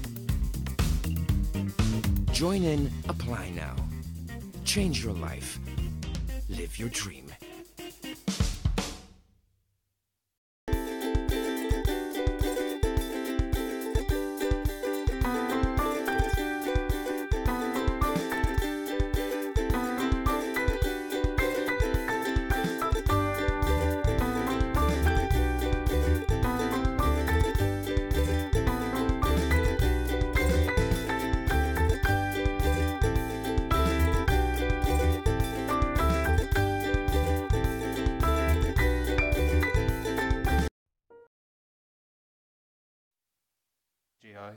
Here to join me is Jamie O'Dowd, Jamie Gilmore and Ollie Rigney. What do you feel are the advantages of CGI in films and how does it help? I think that CGI, it can add a lot and also take away a lot. I think older films, there's a charm to them just being realistic, and I mean obviously some are not charming, but there's a lot of realism and like groundedness to films that don't use CGI, but with CGI there's a lot more possible that wasn't before, like the likes of Avatar, Transformers. It may not be a great movie, but it does use CGI to its advantage, I think. So I think it does have its pros and cons. Yeah, I think like certain movies wouldn't be possible to make without having the advantages of CGI, and the technology is vastly improved in the last 10 years. Do you feel though that it's overstretched and used in films that maybe wouldn't need to have used it? Yeah, I think certain directors use it as a bit of a cop-out when they couldn't be bothered trying to do something with practical effects. They decide, oh yeah, we can just get a graphic designer in or special effects artist in and just do it in post. And certain effects are only accomplishable with that, but at the same time, if you can do it in camera, it just looks better, in my opinion. How do you feel the roles have changed in the film industry since CGI has been brought in? Well, I think there's obviously a whole new career path. Like there's post-production houses that specialize in CG or special effects. Game of Thrones and Harry Potter, all those things kind of lean on special effects to build these fantasy worlds, and without the huge teams that worked on them, I think they would feel a lot less magical, or they wouldn't transport you, I suppose, enough to be realistic or impactful as they were. So I think that the addition of the jobs of the post-production house definitely is a big addition to the film industry. It allows small companies and individual filmmakers to make a more professional grade film with the use of CGI, because there's so much software out there in terms to do it. So it makes individual, persons like directors, writers, filmmakers in general, like make a more professional film. With Game of Thrones, do you think a show like that would be possible without the use of CGI? No. Or would it greatly reduce the quality? Yeah, realistically, no. If you have a TV show or a movie or anything that involves such large or such intricate parts as dragons and stuff like that, you definitely, like, trying to do dragons and filling a frame with creatures of that size, you'd need, like, trying to do practical effects would be nigh on impossible. CGI is definitely one of the only ways to do it. So it's great that the technology is there to be able to accomplish shots like that and scenes like that. I mean, I definitely think that the use of it is not needed. It definitely adds a huge amount, but if it wasn't there, they'd find ways. People have found ways to make practical dragons, and like King Kong, that in the 1930s had a stop motion. I think things like that show that it can be done, but without it, it definitely takes away a huge spectacle. Other films like superhero films are heavily reliant on CGI. Do you think with them being oversaturated, maybe we're just becoming very lazy in filmmaking and relying on CGI a bit too much? To a certain extent, yes. Like, you can't really show off like superpowers with practical effects unless you have ridiculous setup for it. CGI and special effects are definitely advantageous for superhero films, especially if you have like a bit of a weirder sort character. So like something like Groot in Guardians of the Galaxy wouldn't really be achievable with practical effects unless you wanted to strap a guy up with bark all over him. So it would just look odd without CGI. I think that obviously they're used a lot, but I don't think that they're the only thing that they use, because films like DC movies that are not critically reviewed well, I think it's because there's no substance. They have the money, they have the same special effects as all the other movies, but I think the substance isn't there, which is why they're reviewed so poorly, I think. The oversaturation, like, it can make it unrealistic. Too much CGI, it leads to the lack of authenticity. It no longer captures the audience and kind of makes them feel within the film. Yeah, like certain films have been called like a great spectacle of a film, but at the same time, films like that, they've also been said that the story isn't there. So certain like some directors use like CGI to create a fantastic looking film, but generally that means that the film suffers in other areas such as story or acting or something like that, because a lot of the budget is going on special effects. So I think even CGI has changed the way acting is done for things like Beauty and the Beast. Like the remake they did, it was, Emma Watson talking to a candlestick, which is, she obviously can't talk to an animated candlestick in real time, so she's having to adapt to this and act in a way that she has to have a two-way conversation with nothing. I think that's completely changed how people act and approach acting just because of CG. Do you feel like motion capture sort of helps bridge the gap between CGI and just regular actors?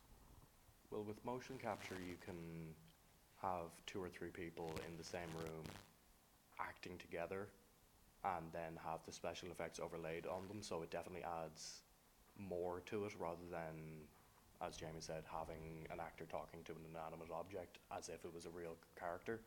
So mocap and motion capture and that sort of technology is fantastic for, as you said, bridging the gap. Yeah, definitely.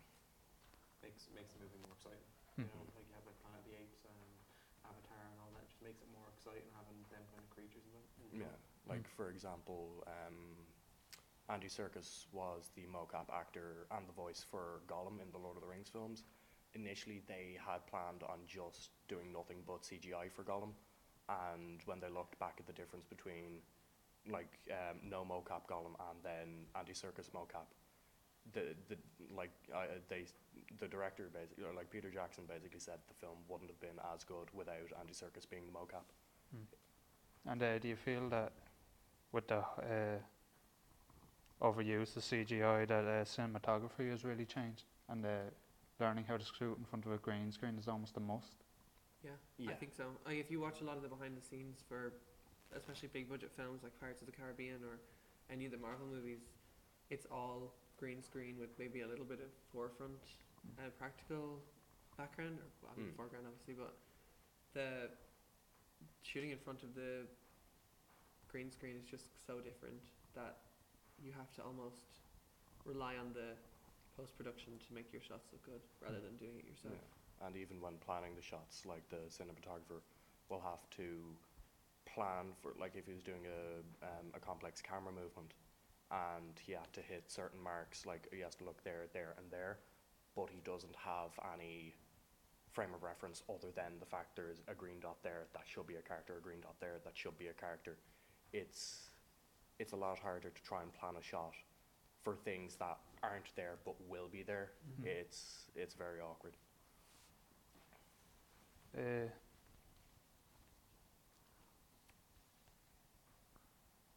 mean, I think that the change since CG has happened, like it's pretty recently, that I think films have gotten more expensive because of the CG, having to hire more people. Like Pirates of the Caribbean is the most expensive film. It's nearly 400 million in the budget, and that's probably not even including marketing, so near 500 million I'd say, and that's crazy to think of, that a film can be that much for a film as well that wasn't reviewed too well. That is all flashy, to be honest, and it's, I don't know, it's just a weird it's a weird world. Yeah. Do you think it takes a certain type of director to really do green screen justice and CGI justice? Yeah, the director has to have the right mindset to be able to plan out, like have a proper balance between physical effects and special effects done in post. Because if they're doing a film that's going to be 90% special effects, they might as well do an animated movie instead of trying to have a small amount of like live practical effects in, and then like having the rest of the movie as CGI, because it would just be awkward and would look it wouldn't look as good in my opinion. It would just, yeah. I think it requires a lot of imagination to be able to direct, shoot, and act in a green room with like green dots representing your castmates. It's definitely something you have to take into account before making a film like that. Like Jamie said, it's an awful lot of imagination needed. Like you're waiting for your film to look good, like you're putting it in the hands of the editor rather than the director. So you're kind of just, you're shooting your film and sending it off to the editor, and you're just waiting, instead of knowing there and then whether you've shot a good film, you're waiting for them to do their job first, which can sometimes be a bad decision. Do you feel this much more pressure put on the editor that could be a good thing going forward, or do you think the director should still? Like with the use of CGI, I think the editor is becoming more of the main person behind the film rather than the actual director or the writer. So it's bigger pressure put on the editor in the end of the day. Yeah, special effects artists are highly sought after and highly paid positions in the film industry at the moment, purely because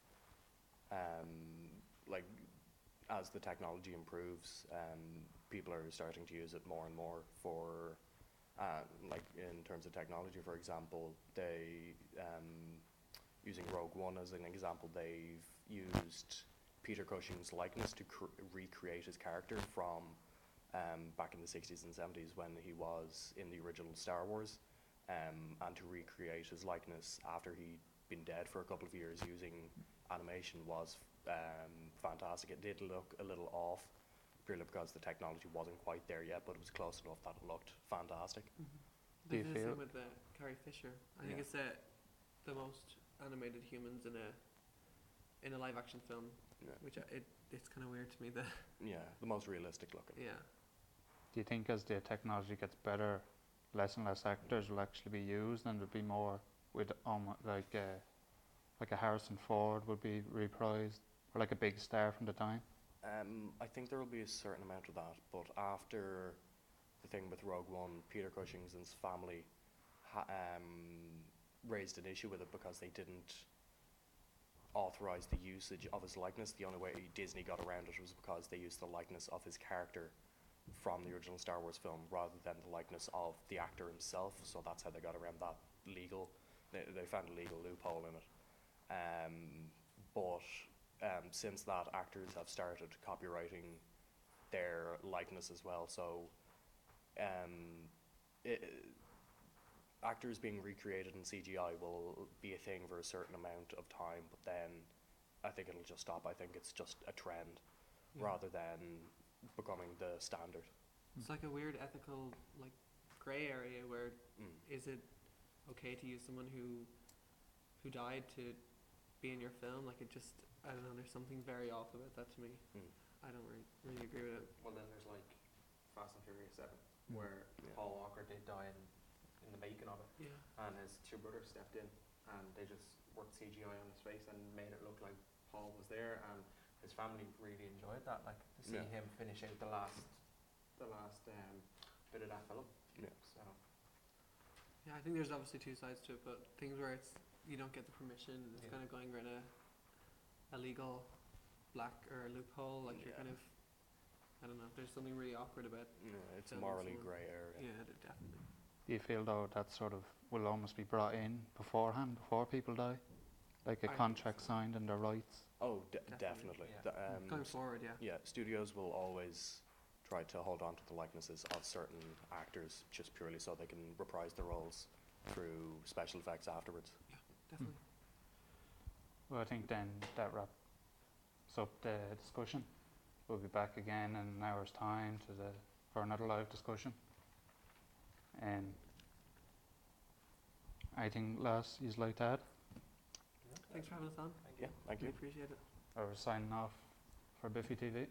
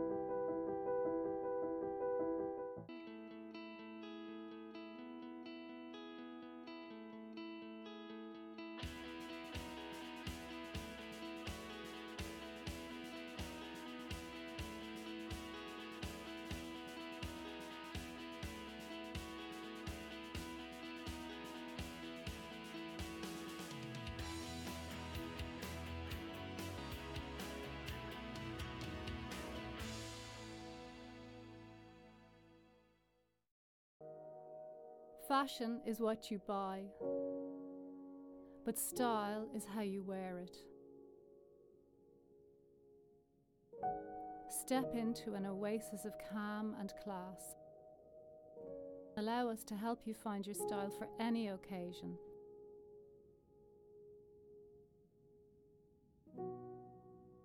Ashanti Gold Boutique. passionate about personal service.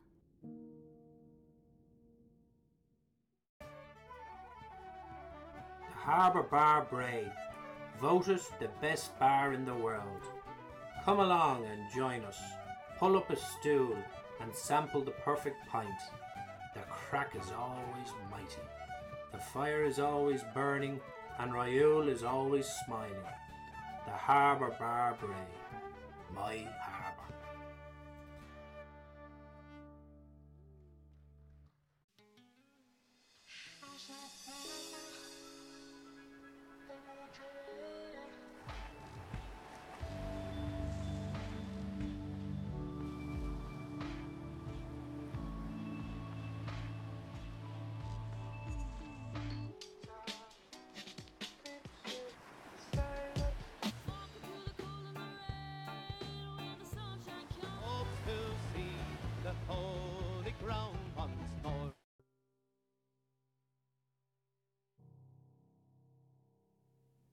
Somebody said, sum up mindfulness, it's bringing it back to basics. And the basics are everybody has to do housework. Everybody has to get from A to B. And if you can be more mindful about those little daily things, they become more pleasurable as opposed to being a chore.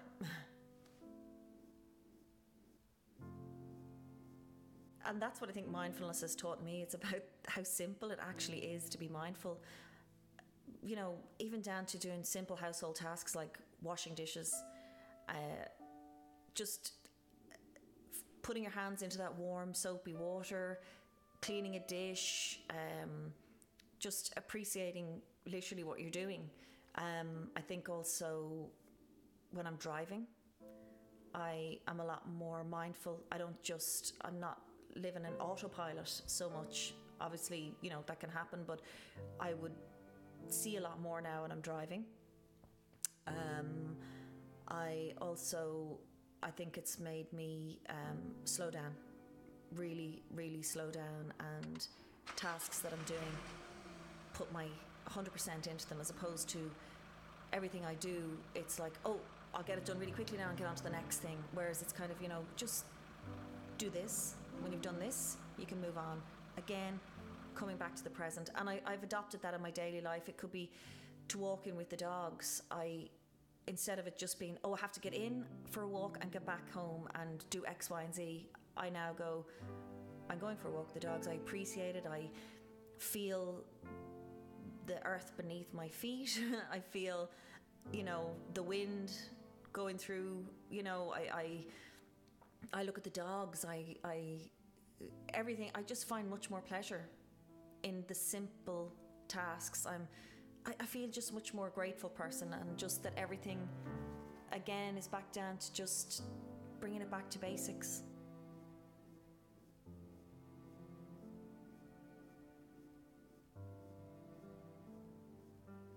I think that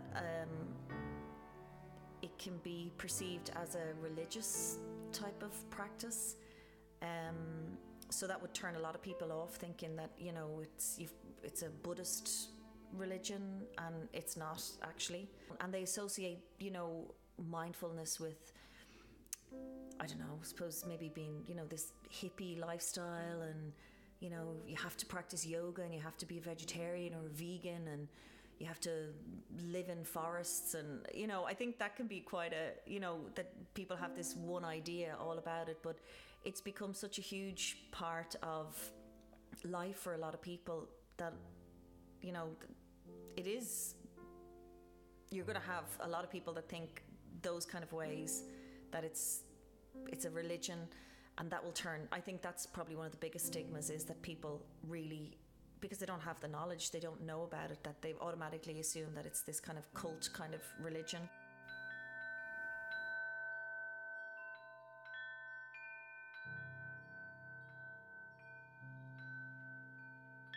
In many ways, I think it's made me a lot calmer. It's given me a sense of appreciating the simpler things in life, realizing that one of the most important things is the breath coming in and out of the body. I think it has made me a lot more compassionate. I think it's given me a good sense of learning to just slow down, and I think really appreciating what's in front of you and not living in the past, not living in the present, just really being in the moment. And I think that's had a huge impact, learning about that, being literally, as the word says, mindful of just everything in daily life.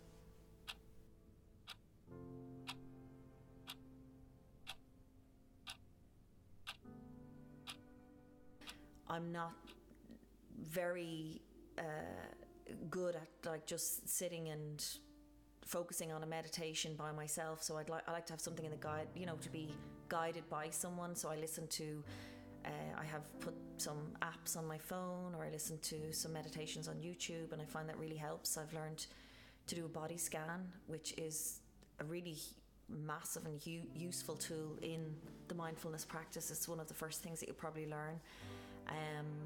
I also think that it's made me recognize a lot more than I would have ever recognized before about the world that we live in, and even down to simple things like beautiful flowers when you go out for a walk, or just being really present, being very much living in the moment. And I think that's probably the easiest way I could explain how it's impacted, and part of my life is just bringing myself constantly back to what's important is literally this very present moment, this time. No other time matters, because you can't do anything about the past, and you don't know what's going to be in the future. So really what we have to concentrate is the time that we have now, this very moment.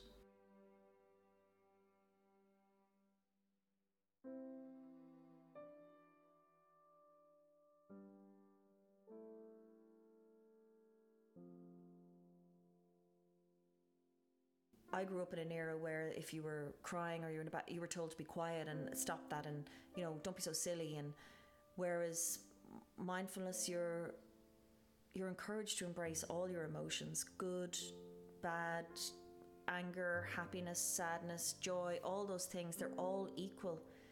And I think it would have maybe made me feel a lot less anxious or worry about things that,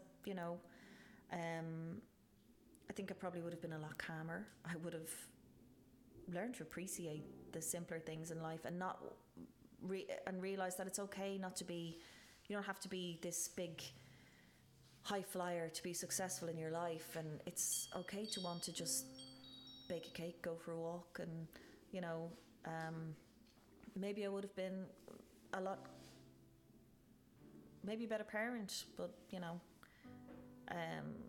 to give my children a sense, to maybe be. I think that they take, as you know, your children take on your part of your traits and things, and I think that I was always a terrible worrier and anxious and stuff. So maybe if I could have taught that to my children, that it's okay to feel those emotions, but you don't have to carry them through your life, and appreciate them, but also know that there's the other side of them. There's the happiness and there's the joy and all of those kind of things. I think if I had known that it's okay not to be okay as well, I think that it would have been a good experience. I would have had I think just basically learning to slow down and breathe and know that there's always another moment.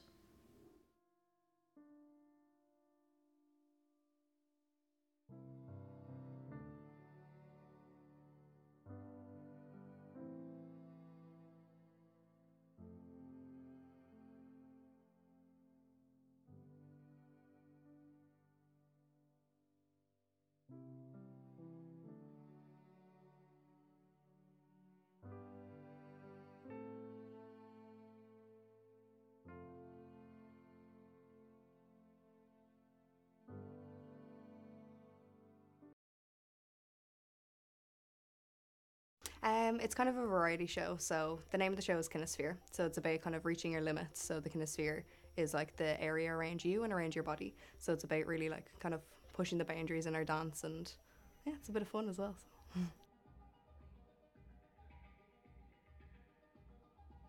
How am I involved in this project? That's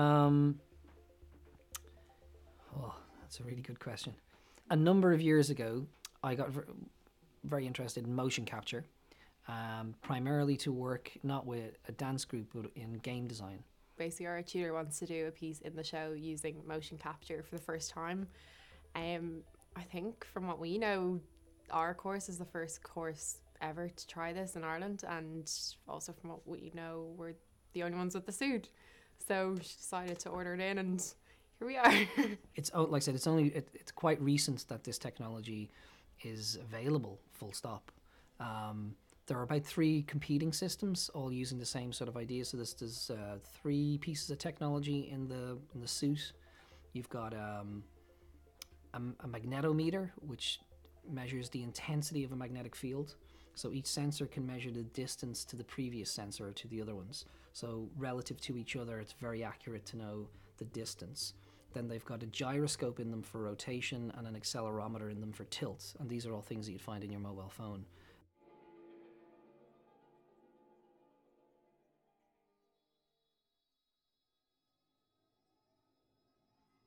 Well, I'm actually the person like in the suit, so the 3 of us will be dancing, but the avatars are going to be reacting to my movement. It's just a celebration of all of the stuff we've done and all of our hard work this year. So, but I think in general it's just about really showing off, well, our skills for one, and kind of just sharing our art form with everyone and the audience, and yeah, kind of getting them actively involved in the art in the community. So.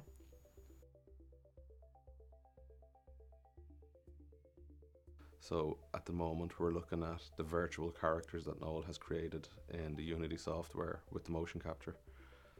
They are lit in a certain way in Unity, and we're thinking of maybe lighting the live performers to the same way for certain sections, and then for other sections using the performers moving around stage to trigger lights that follow them. It's a little bit kind of tedious sometimes. Like sometimes you'll have a really good day where everything's working perfectly, and then other days there's 1 or 2 problems, but it's just a matter of doing everything again and again until you get it. It's always worth it in the end. So.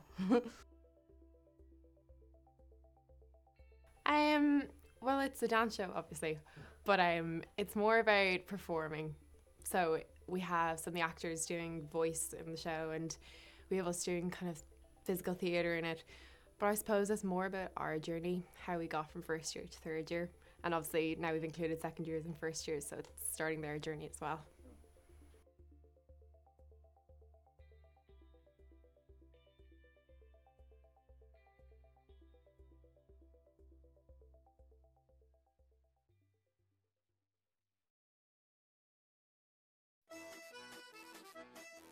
We are from Bray Institute of Further Education, and we are going to be performing Martin Crimp's Attempts on Her Life. Over this whole process, we've been trying to figure out who is Anne and where is she? Help us figure out these questions. Tuesday the 13th and Wednesday the 14th of March at 8 p.m. in the Mermaid Theatre in Bray. Tickets €5 before the show dates and €8 on the night.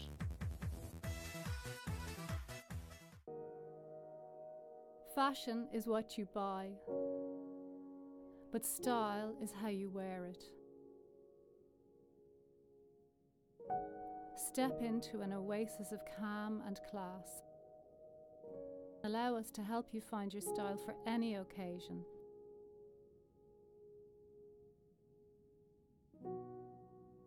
Ashanti Gold Boutique. Passionate about personal service.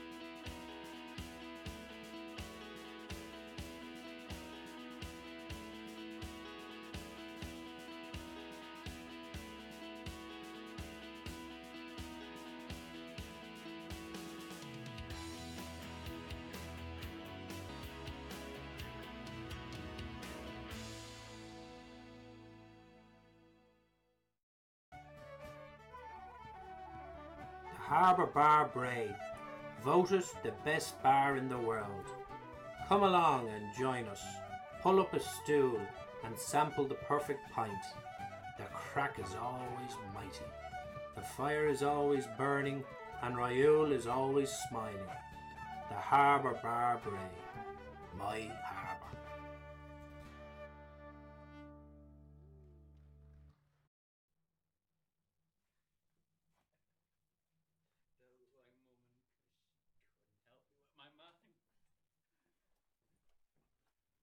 People thought I was insane because I was frowning all the fucking time. Hey.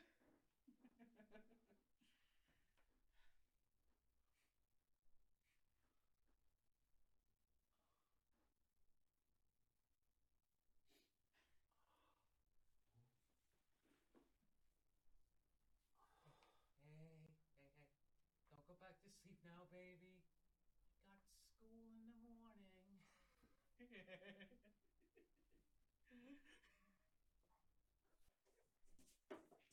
What the fuck is this?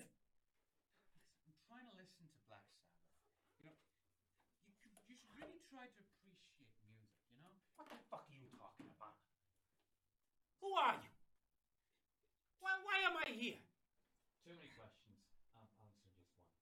I'll give you some advice. If you continue talking... Why am I here? To die, obviously.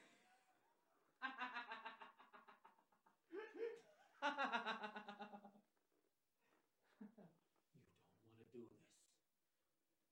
I'm a cop. Soon you'll have every cop in the precinct looking for me. Figured you'd say that. Because apparently on Facebook it says you're having a wonderful trip in Spain.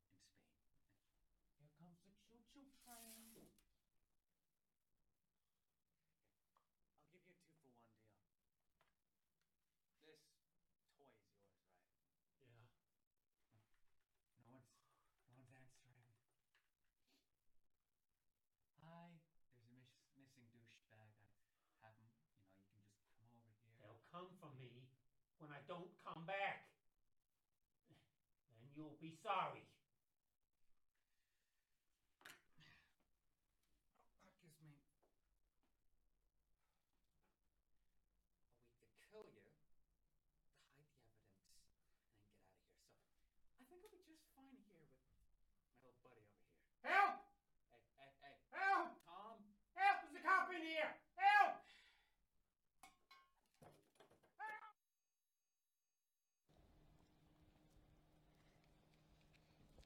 Is it done? Yes, it's done. Bro, Dad's dead. Didn't talk about the drugs? No, he didn't talk about the drugs. But he's dead. It's half the job done. We'll have to do what? We'll seeing you around.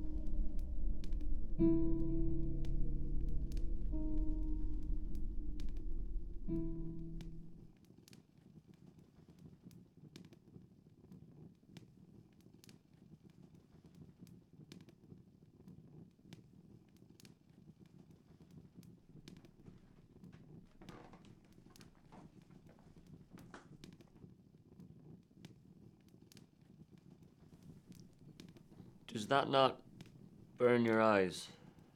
No, it feels good. It might sting a little bit later, but I don't care about that now. You know it's Tuesday. So? Golf is on Tuesdays. Shouldn't you be there?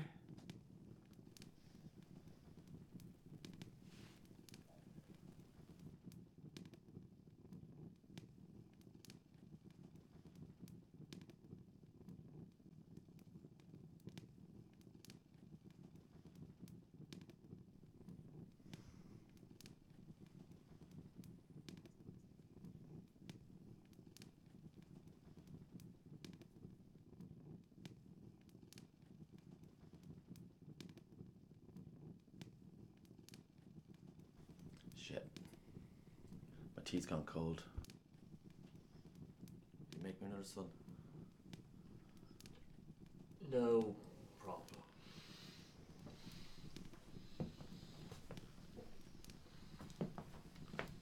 Oh, and Casey, do you like the suit? I bought it especially. Especially for what? For what? Casey.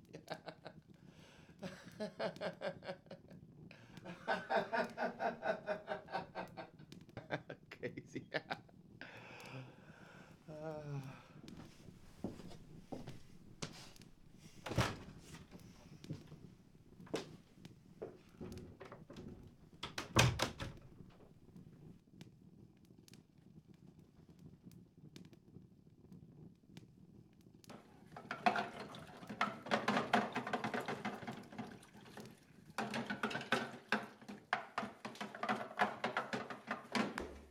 Hi, Mum. Could you wash this for me?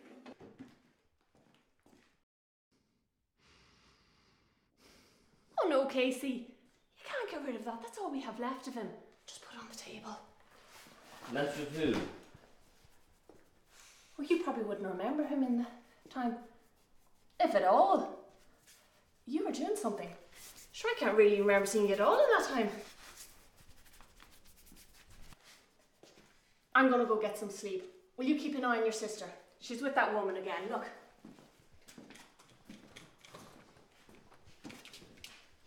She's always wearing that bloody white dress.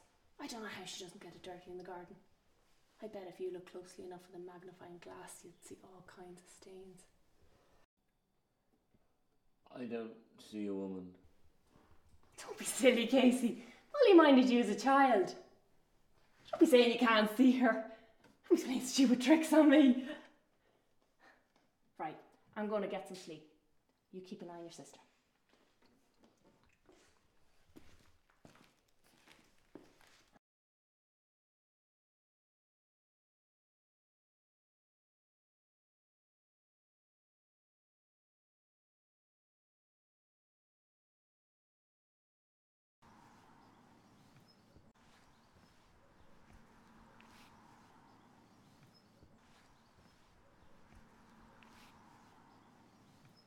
What are you doing, Amelia? Did you make this mess? No, you did this to me. Go away. Did what? I just asked if you made this mess. I tried to clean it up, I swear. Molly said to keep gardening. Is this a joke that you and Mum are in on? Molly clearly isn't here. Well, she must have left when you did.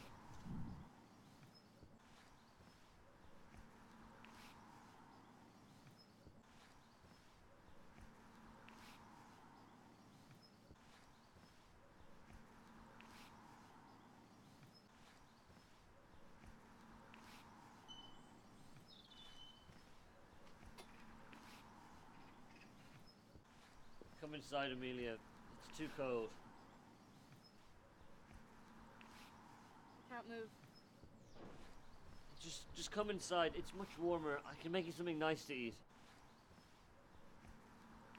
Go away. Leave me alone. Go away!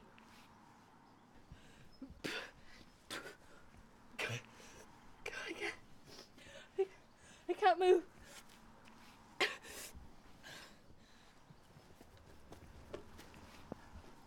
Amelia? Amelia? Amelia?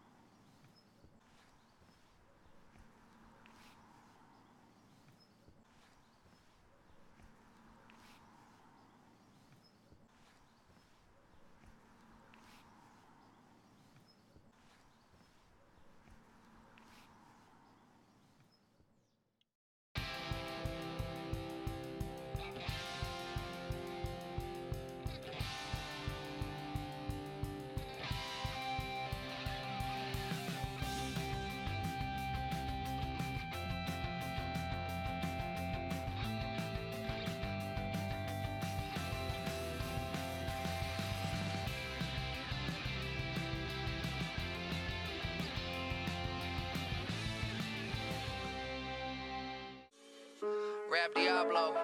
Yeah. Yeah. It's the Rap Diablo. Macho when I drop flows. Bar gets raised up. It's me and Petey Pablo. Colder than Gazpacho. Colder than the mono. Rapping head honcho. Rocking shows like I was Bono. I go. Play a couple keys on the piano. The industry a lie, all the promises were hollow. Follow me, I can show you where we bees at. How'd I get my G-Pass? None of your fucking bees.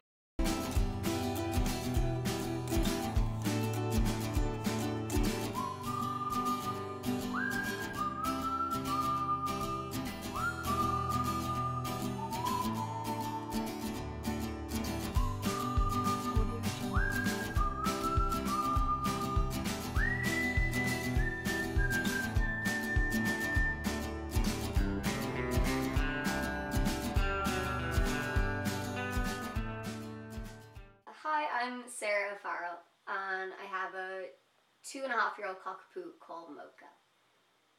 I think our old dog died probably like 6 years ago, and then we went a good like 2.5 years trying to convince my dad to get another one.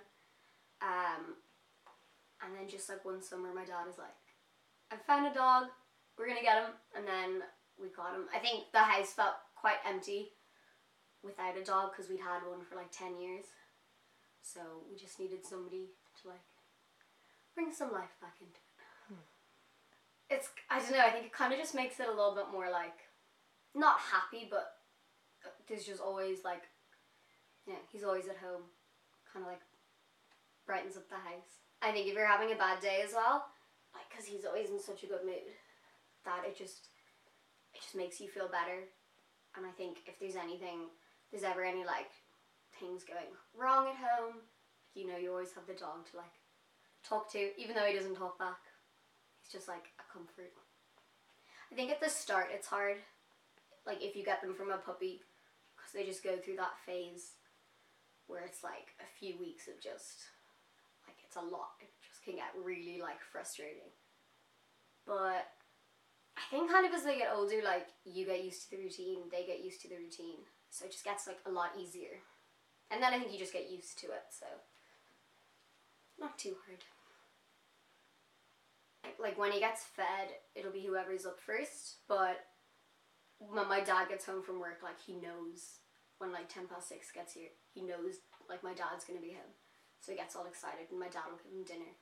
But then like walks, baths, like giving him brushes, that kind of like, everyone kind of pitches in. He's just such a like comfort, and I think when anything like goes wrong or anything, you can always kind of come and give him a cuddle or play with him, and he kind of just makes you feel like a bit better. Because I think dogs are really good that, not that they don't have bad days, but like 95% of the time they'll always be in a good mood.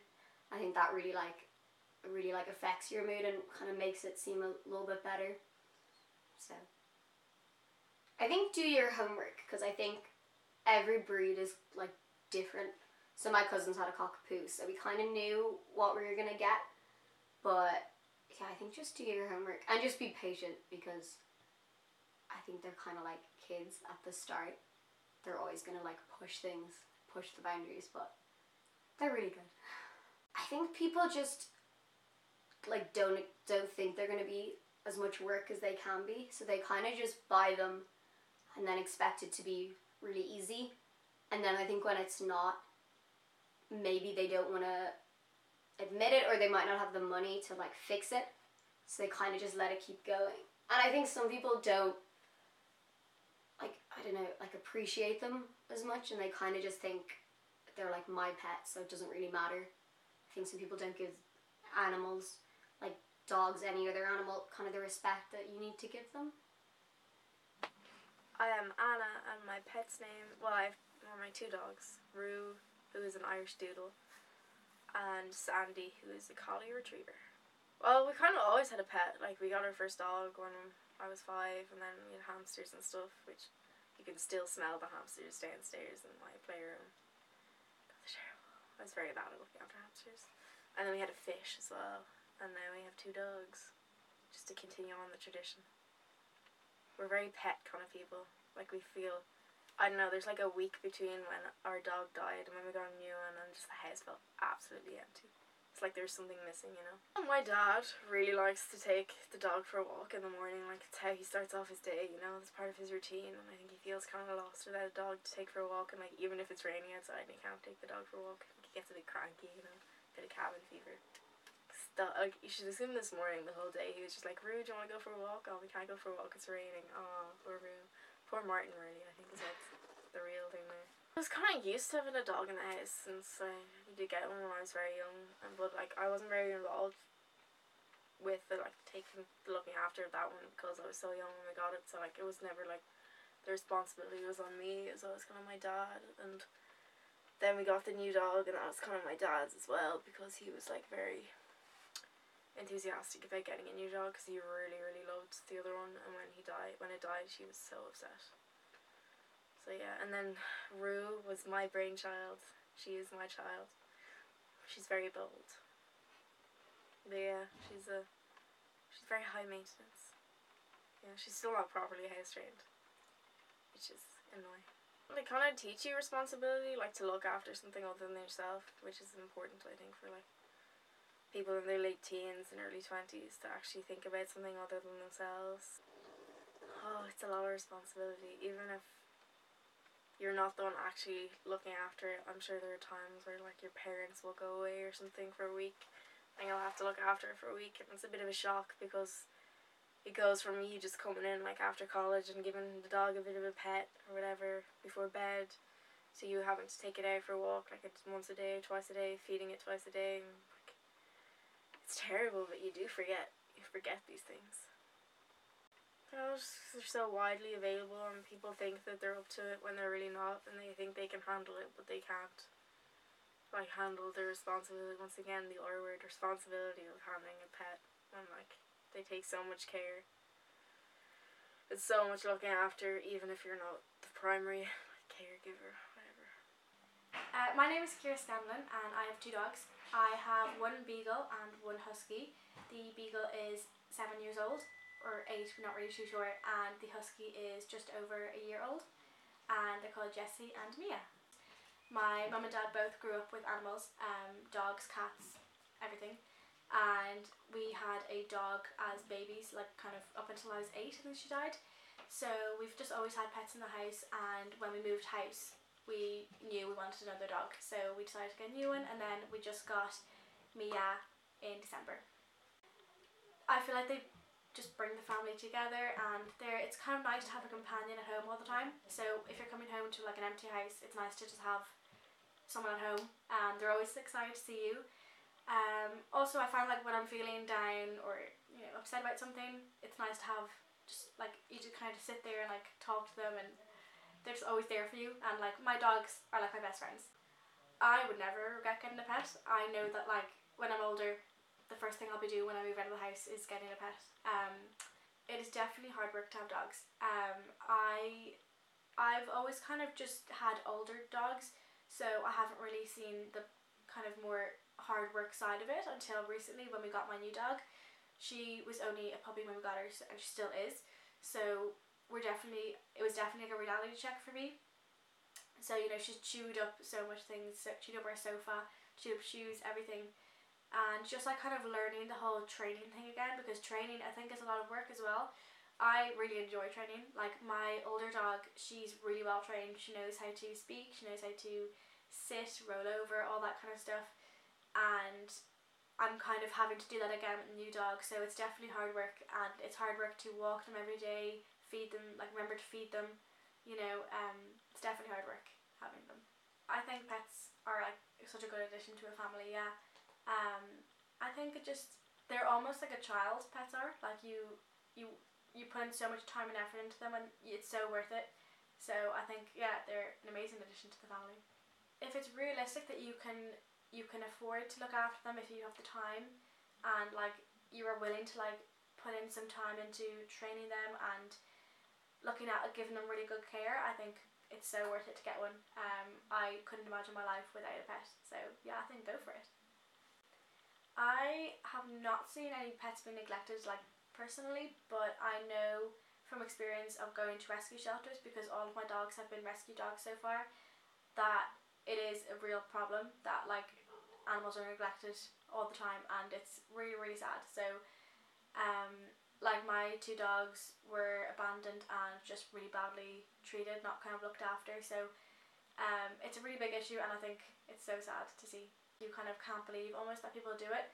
But yeah, I think it's kind of always been a really big issue, but lately people have become more aware of it. So like kind of people don't even realise they're doing it sometimes though, because you might give a puppy or kitten or something as a present to someone without realising that maybe that person doesn't need or doesn't want an animal or can't look after it, and that animal ends up getting neglected a little bit. Even like they might even send them to a rescue shelter, and then it's another animal that needs a home, or if they keep it they just might not put in any effort to it, like with it. So yeah, like people don't even realise that they're doing it sometimes. So I think it's really sad. Hi, I'm Callum. I have a Labradoodle and his name is Bear. We decided to get a pet because lately I was wanting to get a dog, and we looked for the right dog and we got a Labradoodle. Thought it'd be a good way to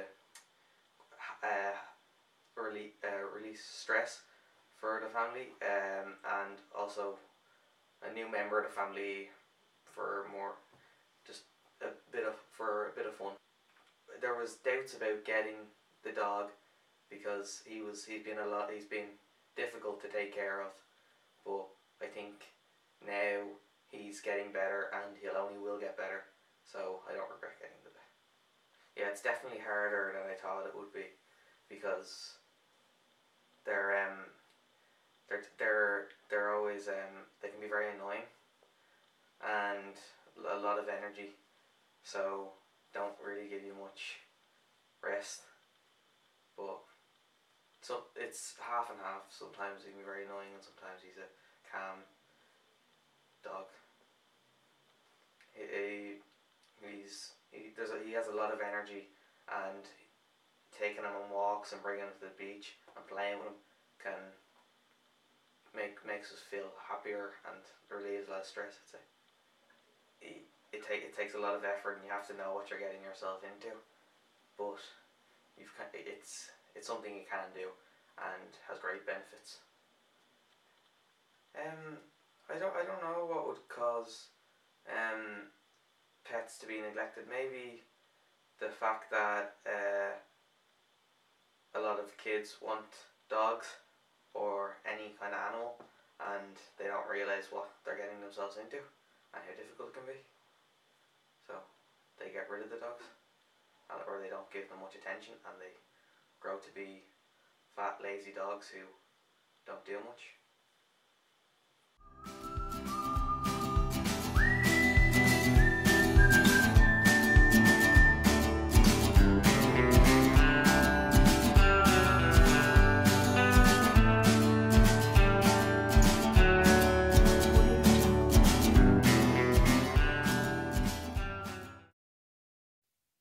Have you ever thought about studying abroad? This is a chance to change your life. SETA College offers scholarships to help you reach your goals. Make your dreams come true. Study in Ireland, learn a new language, experience different cultures.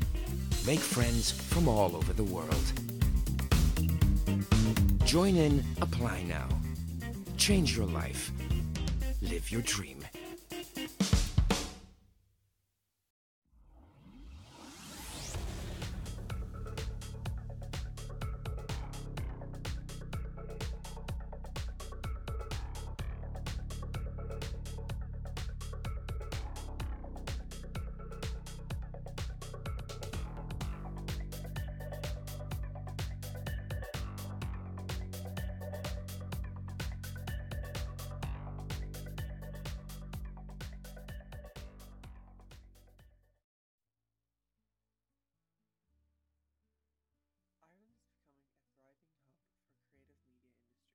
Whether it's Game of Thrones filming along the West Coast, Facebook, Google and PayPal setting up headquarters along Silicon Docks, or animation made right here being nominated for prestigious Oscar award, Ireland is now not only known for one-word stereotypes or endless green landscapes. We're known for being big players in the film, music, web, journalistic, animation, visual effects, and gaming worlds.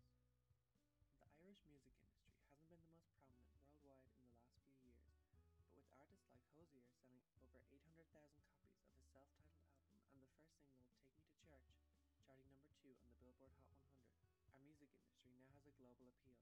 Newer platforms like Spotify and Apple Music allow users to submit songs on their streaming platforms, which brings them to a worldwide audience and could propel the music industry further. Similarly to the new wave of music industry, Ireland has become in the forefront of the web industry. This influence comes from many huge tech and web-based companies basing their EU headquarters in Dublin along Silicon Docks. Companies like Google, Facebook, eBay, Twitter, Yahoo and Microsoft. These companies help our economy grow, with Google bringing in €160 million in 2017 alone. Our influence doesn't end at companies in the web world though, as we have some of the biggest entertainers in the new digital media space. Jacksepticeye makes YouTube videos and has gained over 20 million subscribers and made it onto the top 10 list of Forbes Digital Stars of 2018.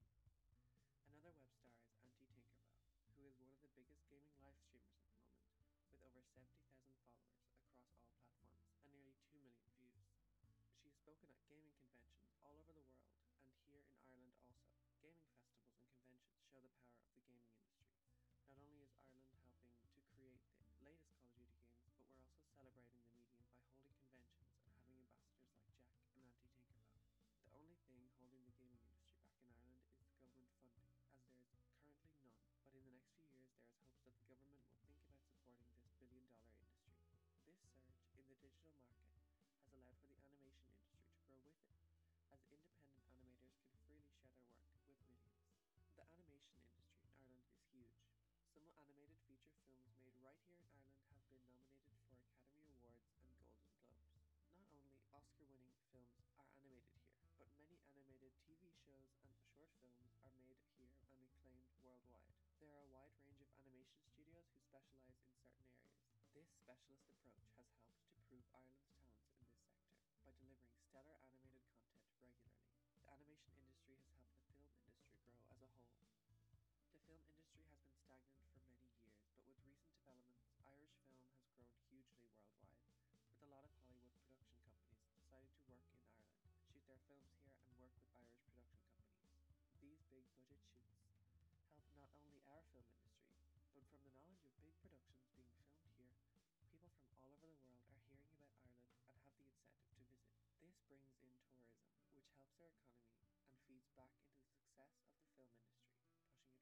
Films like Star Wars, The Last Jedi, It Chapter 2, and The Favourite are American films that are either filmed here or edited here. Not only are popular American films made here, but Ireland's production companies have made films that have received worldwide success and critical acclaim. Films like Brooklyn have helped to propel Saoirse Ronan to an international fame level and helped her break into the mainstream. The film industry has a lot of cultural relevance in the Irish society, as a majority of big Irish films comment on our history, our society, and our current political climate. Movies like Brooklyn showcase the hold that the Catholic Church had over Ireland and its real-life consequences. Other movies have shown the dynamic of poverty in Dublin, the countryside lifestyle, and historical events. Having these culturally relevant films allows for people around the world to see our history and the dynamics of our society in our present day or in our past. Big Irish films are usually funded by the Irish Film Board and produced by a big production company like Element Pictures or Screen Scene. Movies are made with the help of studios like Ardmore Studios, who rent out their space for productions to be shot there, where they have equipment, sound stages, and amenities available for use. Ireland also have a vast and beautiful landscape that most production companies take advantage of. The tax rates in Ireland also entice films to shoot their projects over here, as there is a 32% tax credit rate and includes non-Irish citizens. Over the years, Ireland has collected many international awards for our work in film. Some examples of these winners are George Bernard Shaw, who won the award for Best Adapted Screenplay for the film Pygmalion, Martin McDonagh for the Best Short Film in 2006, and Richard Lanham for his work on the visual effects on James Cameron's Avatar. Some of the challenges of the Irish film industry have been in the past, where distribution was an issue. Ireland didn't have a long-standing reputation with worldwide audiences, so these films would not have done well. This is still somewhat the case, as Irish films don't play in wide releases around the globe. But over time, Ireland hopes to continue the expansion of the film industry to international international heights. Funding for these films come from many places, but one of the most prominent for Irish films is the Irish Film Board, which is funded through the government. They back big Irish films to promote them through festivals and to get more attention. In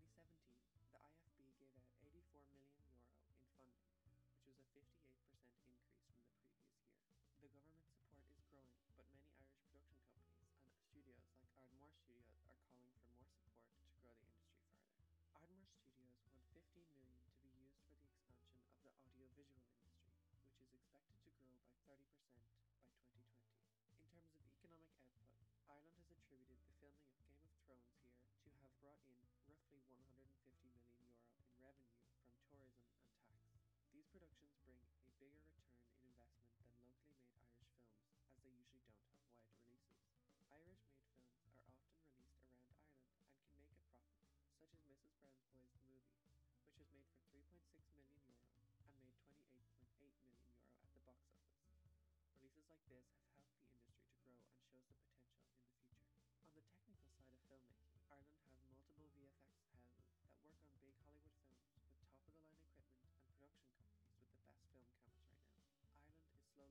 and can make a profit, such as Mrs. Brown's Boys the movie, which was made for €3.6 million and made €28.8 million at the box office. Releases like this have helped the industry to grow and shows the potential in the future. On the technical side of filmmaking, Ireland has multiple VFX houses that work on big Hollywood films with top-of-the-line equipment and production companies with the best film cameras right now. Ireland is slowly catching up to online streaming as platforms like RTE Player and Virgin Media Player help to showcase Irish-made films and TV shows on their platforms.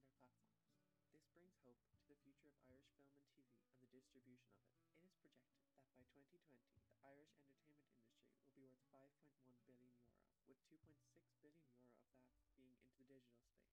This is good news for the future of filmmaking here in Ireland, as young independent filmmakers will have a platform to showcase their work and the ability to grow and succeed. Ireland's creative media industries are growing at a huge rate, and the impacts of Brexit are not likely to affect its growth, as experts have stated that it is flourishing and will continue, maybe even creating more jobs and bigger growth. This growth is expected because it will be easier for companies to get permission to distribute and film in Ireland rather than the UK. Funding from the government is expected to increase after cuts from the recession, which will also help the industry to expand. The future is looking bright for the Irish creative media industry, with new funding, increased production, and the digital age providing connections that were not possible in the past.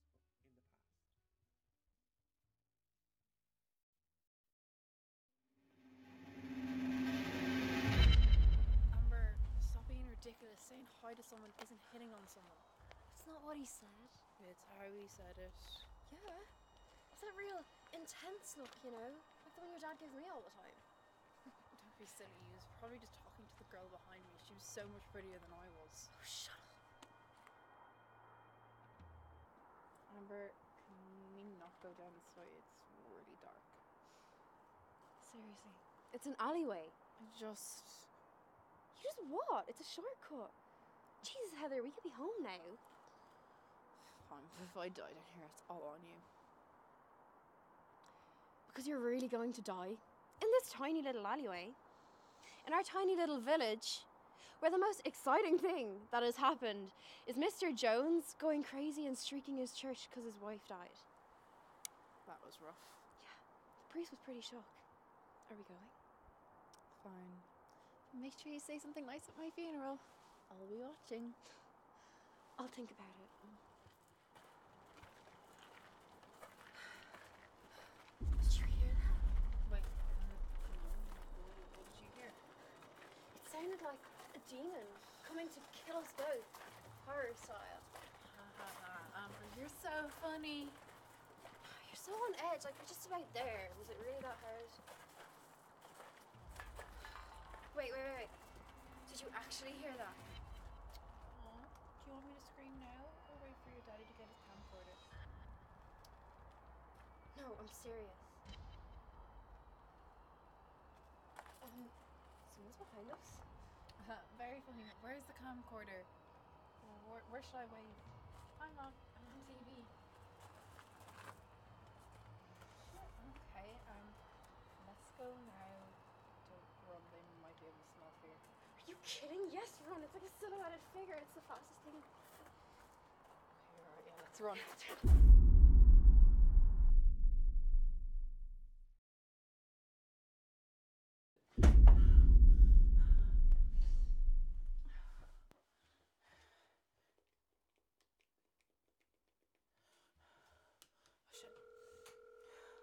Come on. Don't pick up, don't pick up. I need this case. Don't pick up, don't pick up. Oh, Amber, you made it home. I'm so glad. I think he followed me all the way here. Don't be stupid. The dark ones wouldn't like you. You're not their type. If anything, he followed me home. I bet the entire football team he did. Well, when I die, just make sure you say something nice at my funeral. I can't. I'll be dead. Okay. Rude, she home. Well, I guess I'll just go watch some TV. No, wait. I'm home alone. How cliche. Well, personal celebration for me. Thinking popcorn in the movie.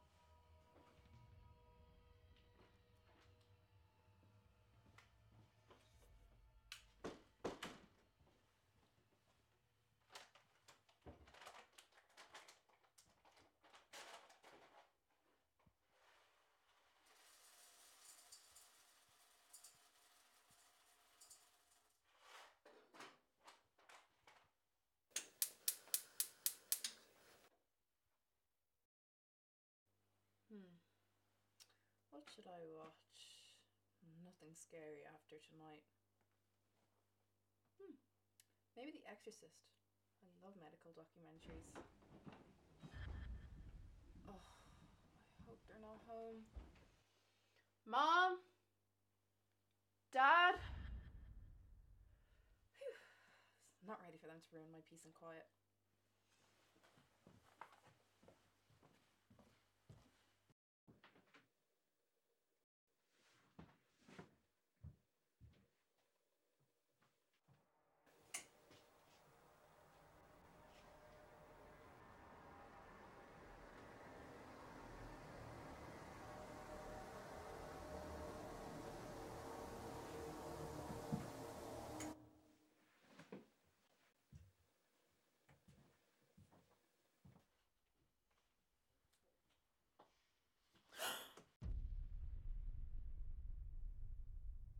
I can't.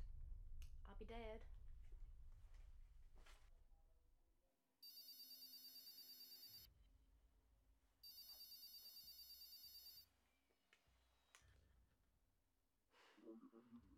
Perfect.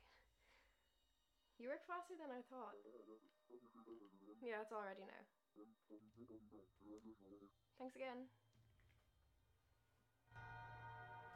This is going to be perfect. I'm going to have them all in tears, moving, they'll say as they're leaving. Not even thinking about her. She'll be the last thing in their minds. I am going to be a star. I'm just reading the Bible, Mom. It's Sunday. I know, as you should be. Praise Jesus and all that. I was monologuing. I forget how it's going to end. I suppose I could just make it up. So there I was, fighting this demon. It was clawing and foaming at the mouth, and I tried to save her, but no, that's dumb. No, that's dumb.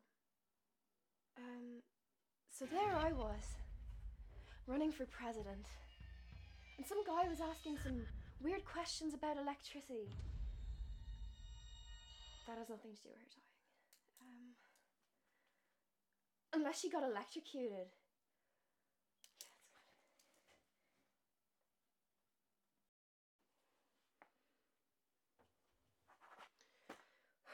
This is good enough. I need something good.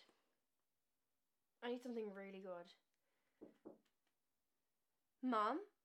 Are you knocking on my door? I told you I was praying.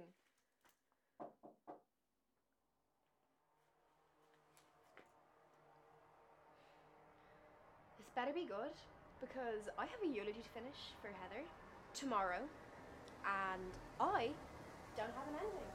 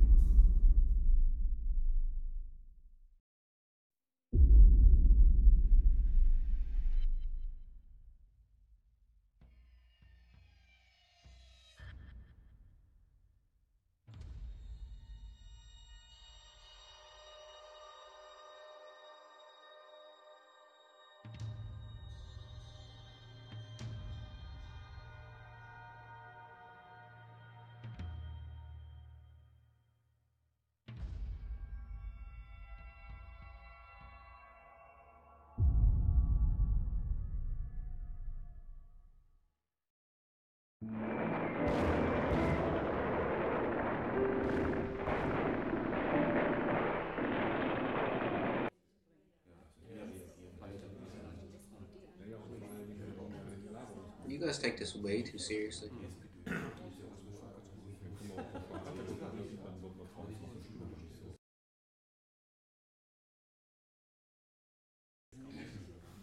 Your turn.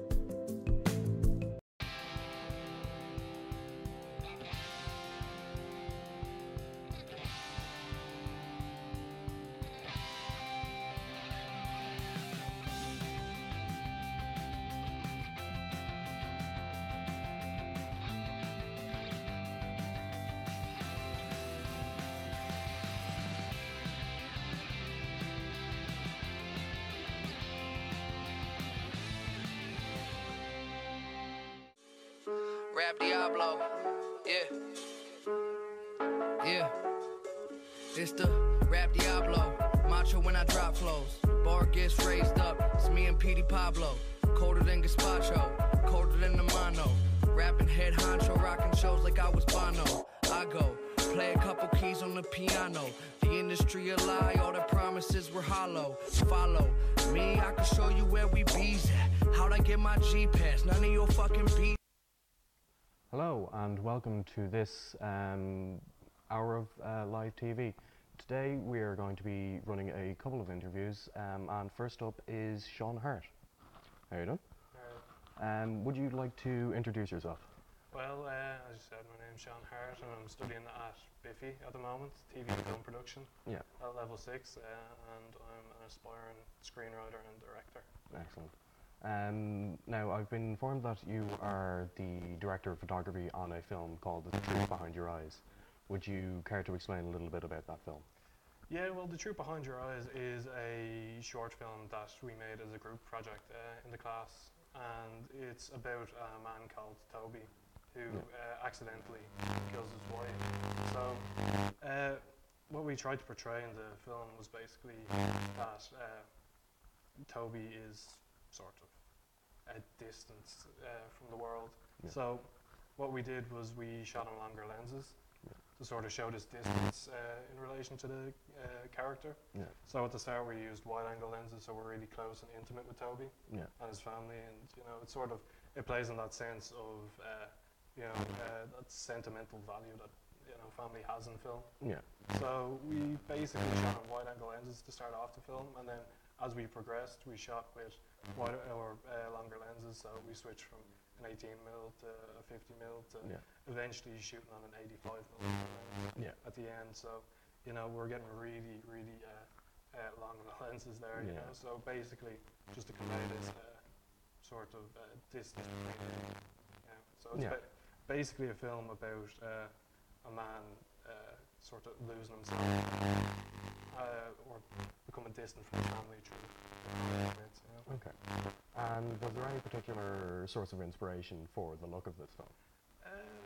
I would say just more generally, most of the cinematographers that I sort of, most of their films that I'd watch, So like, I'd say older films play a big part, sort of the likes of Robert Parks is huge, Hitchcock's cinematographer, the way he'd shoot scenes, and you'd always be tracking with the character and constantly, he'd shoot on long lenses, as if somebody's spying on him, that sort of, it's a very interesting style of photography, and then we didn't have much of a color palette. The house that we shot in was mostly all the walls were cream, so we sort of had to rely on tungsten lighting for inside to sort of get this sort of more intense feel to the scenes, and then we also used a sort of we used really cold light, so we shot in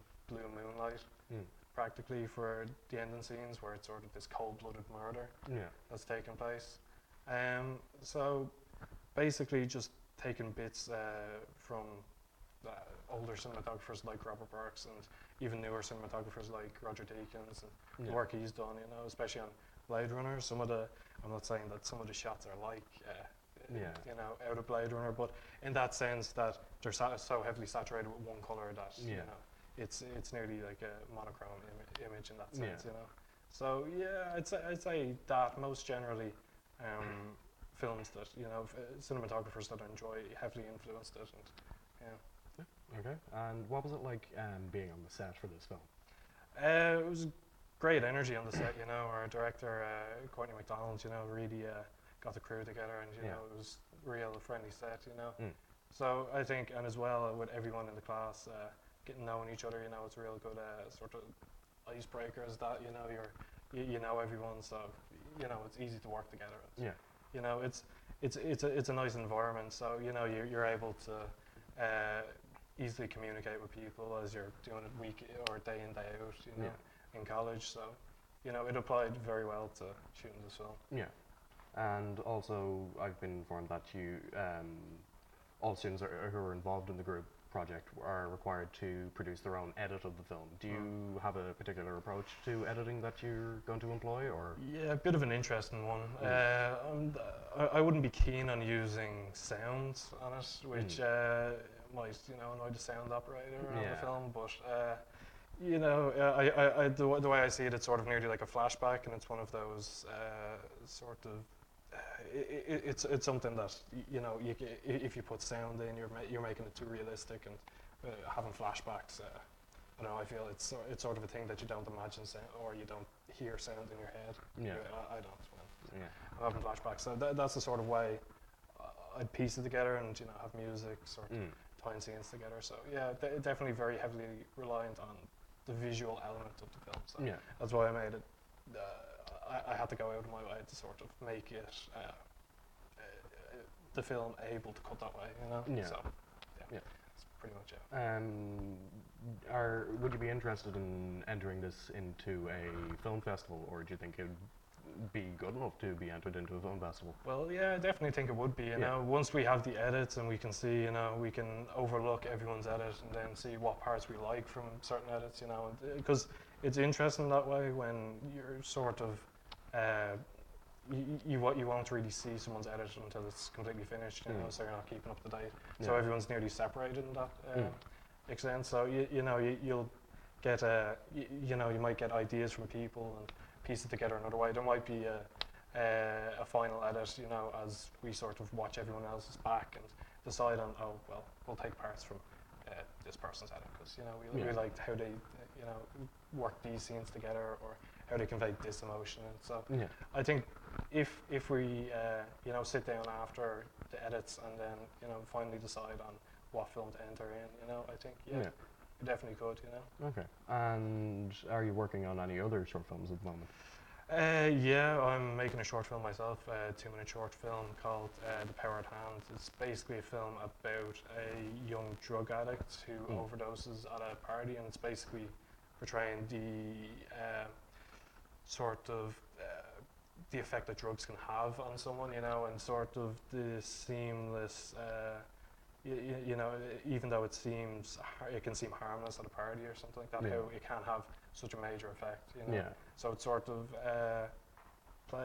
playing on, you know, just it's a very topical issue, I feel, at the moment as well, you know. Drugs are fairly heavily used among teenagers in Ireland, so I think it would speak to those people.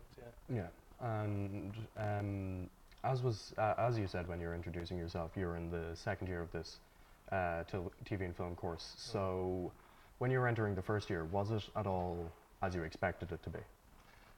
I think it was a bit more laid back than I expected it to be. I expected us to sort of, I don't know what sort of idea I had in my head, but it was sort of that you'd be shooting every day, and that you know, it's really like difficult work every single day. I'm not saying that it's easy work constantly, but that you'd be, you know, work to the bone every day. So you know, but it's a nice sort of environment, though, you know. It's because everyone's sort of not on the same level, so you're sort of learning together, and it's, you know, nice to that extent, you know. You're sort of all learning collectively, and you know, you do learn a lot. So yeah, it was nice. And have you always had a interest in working in film? I'd say in storytelling, yeah. Mm. I'd say from an early age, it was more or less, yeah, I was very interested in stories. It was more towards video games, I think, Mm. at the start. You know, I was, you know, very heavily fixated on making video games and becoming, you know, just making my own video games pretty much, because I constantly played Xbox. And, you know, to be able to tell a story in a world that was so immersive, I said, you know, that's great for me. Yeah. I'd be, if I was able to do that, it'd be brilliant. But as I sort of got older, I said, well, you know, the games industry is extremely difficult to get into. I'm not saying the film industry is easy to get into, but it's, it was sort of that path that led me down to thinking about, you know, going into storytelling. You know, so it was more or less that, you know, that led me into film. So, and then I've seen films like Stanley Kubrick's films and Birdman and films like that just blew me away. So when I seen films like that and just learned the deeper meaning into films and stuff like that, you know, what they could offer that other mediums couldn't. I just found that great. You know, that was what I had to do. Yeah. Do you think that, even though you said you're very invested in the storytelling aspect of film, that, like obviously your DOP on the film, Truth Behind Your Eyes, do you think you can tell a story through a camera as well as you can through words as a book? Or something? Definitely. Well, when it's sort of a subconscious thing now where everyone's so trained or wired nearly that you can break down an image even if you don't know film. If you know what I mean, it's just a subconscious thing, which I think it's something that once you start learning a bit more about film, you sort of see that there is ways in which you can sort of symbolize things through the use of cinematography, and I think that's sort of where you can express, you know, visual story, pretty much, you know, and progress in that sense, you know. So I think that's the major part. You know? Do you think that you'll continue into the third year of this course and then potentially a follow-on course afterwards? Yeah, I'd definitely be looking at that. You know, I definitely enjoy my time here. You know, I enjoy everyone here, and you know, it's always good working with everyone. So, you know, it's a nice environment. You know everyone's friendly and everyone's willing to help out in the film. So, you know, I think definitely, and then to do a top-up course. Yeah, I think to get a level 8, you know, and then you know to be able to sort of go around and travel to different countries, and at least you have that in the bag, you know. So you know, you can use that, you know. Yeah, and where do you see yourself when you finish potentially like next year, after your third year, or even after the fourth final top-up year when you get your level 8? Where do you see yourself being after that? That's a good question. Well, I think I'm focusing more on the present now, but I think more or less just trying to make contacts, try to write scripts, you know, get them seen, get an agent. You know, I think that's the major thing, to try to look to get an agent. And, you know, that would be the main goal pretty much as I'm coming out in the next year or two, to pretty much try, you know, nail down an agent and see who I could work with, you know, who give me good work. Yeah. You know? And last year, you were required to make a short film. What was that like? It was an interesting process, you know. I think that it wasn't my first short film. I made a film earlier in the year, Stigma, which was with other classmates for a film festival called Walk in My Shoes, which we entered, you know. And it was a 2-minute short film about mental health, which was interesting to make. So that sort of gave me the groundwork to be able to make this film that I eventually did for the end of the year project, which is called Noisy Nature. It's about an android son who basically is now given to a man, and he has to take care of him, and it's sort of it relies on symbolism very heavily, and I think it works very well for what it is. Okay, well, thank you for being with us today, and will join us for the next segment after these adverts.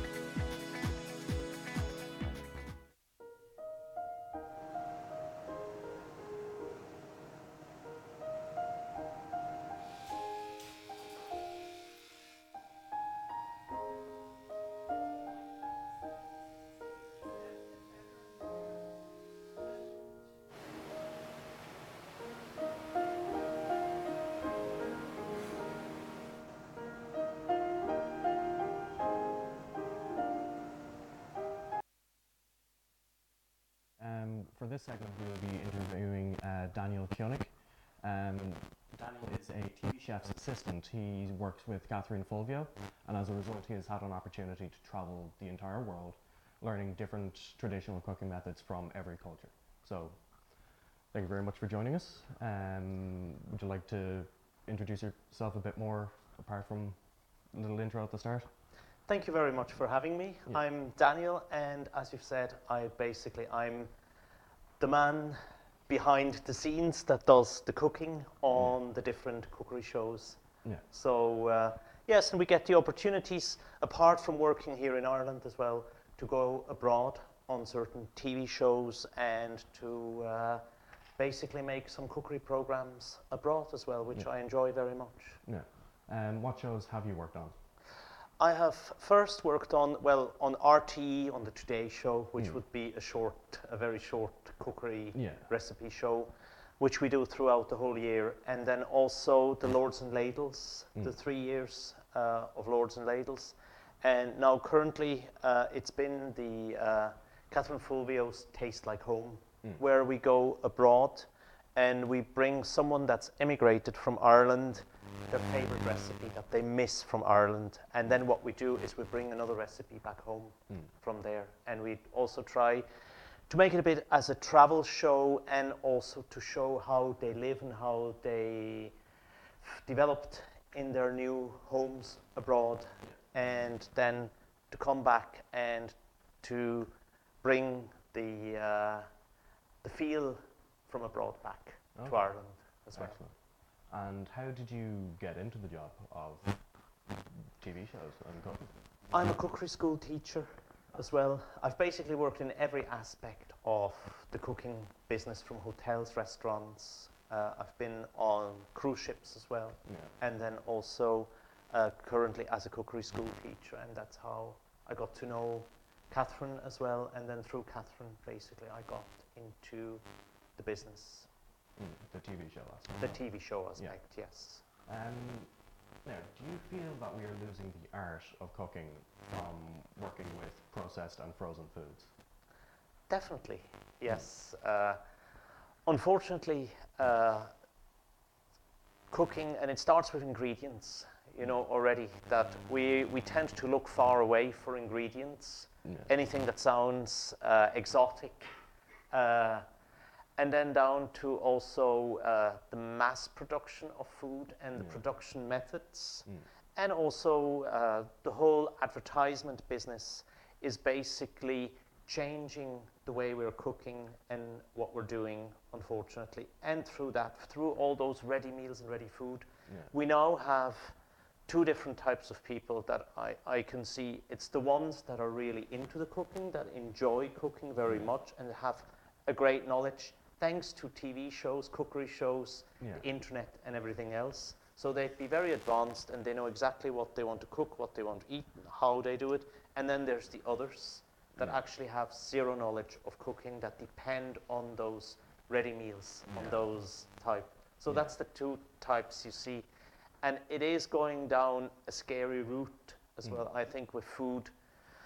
Because I think the most important thing is, I think, local. Always to look for local food, because it doesn't have to be imported from 5,000 miles across the globe.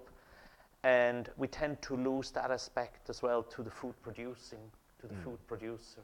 So that's where I think I see where we need to focus on in the future, to actually bring people back to the ground, where the food actually comes from, where it grows, and to see what choices people actually have between an organic and a mass-produced type of product. Yeah, bring people back to the roots. That's it. Yeah. So what influences you with cooking? Is it just the love of good food, or what is it that influences you? It's taste, of course. So it has to taste good. And then again, as I've mentioned already, I like something that's local and that's in season. I absolutely love the seasons, because I don't see why we need to eat strawberries in December when they don't actually grow naturally outdoors without the aid of chemicals and fertilizers. So it's basically the seasons and then taste, of course. And again, I like local things and when they're in season. So I use whenever, you know, apples are ripe from the tree, then I'll actually do dishes with apples. I like to use things that are in season. That's another thing that we're losing, is actually the feel for the seasons. Yeah. And if you have strawberries all year round that don't really taste well, you actually lose the appreciation for that food product. Whereas if you're actually look forward to the strawberry season, which is June, July, August, then you can really appreciate what's given to us locally.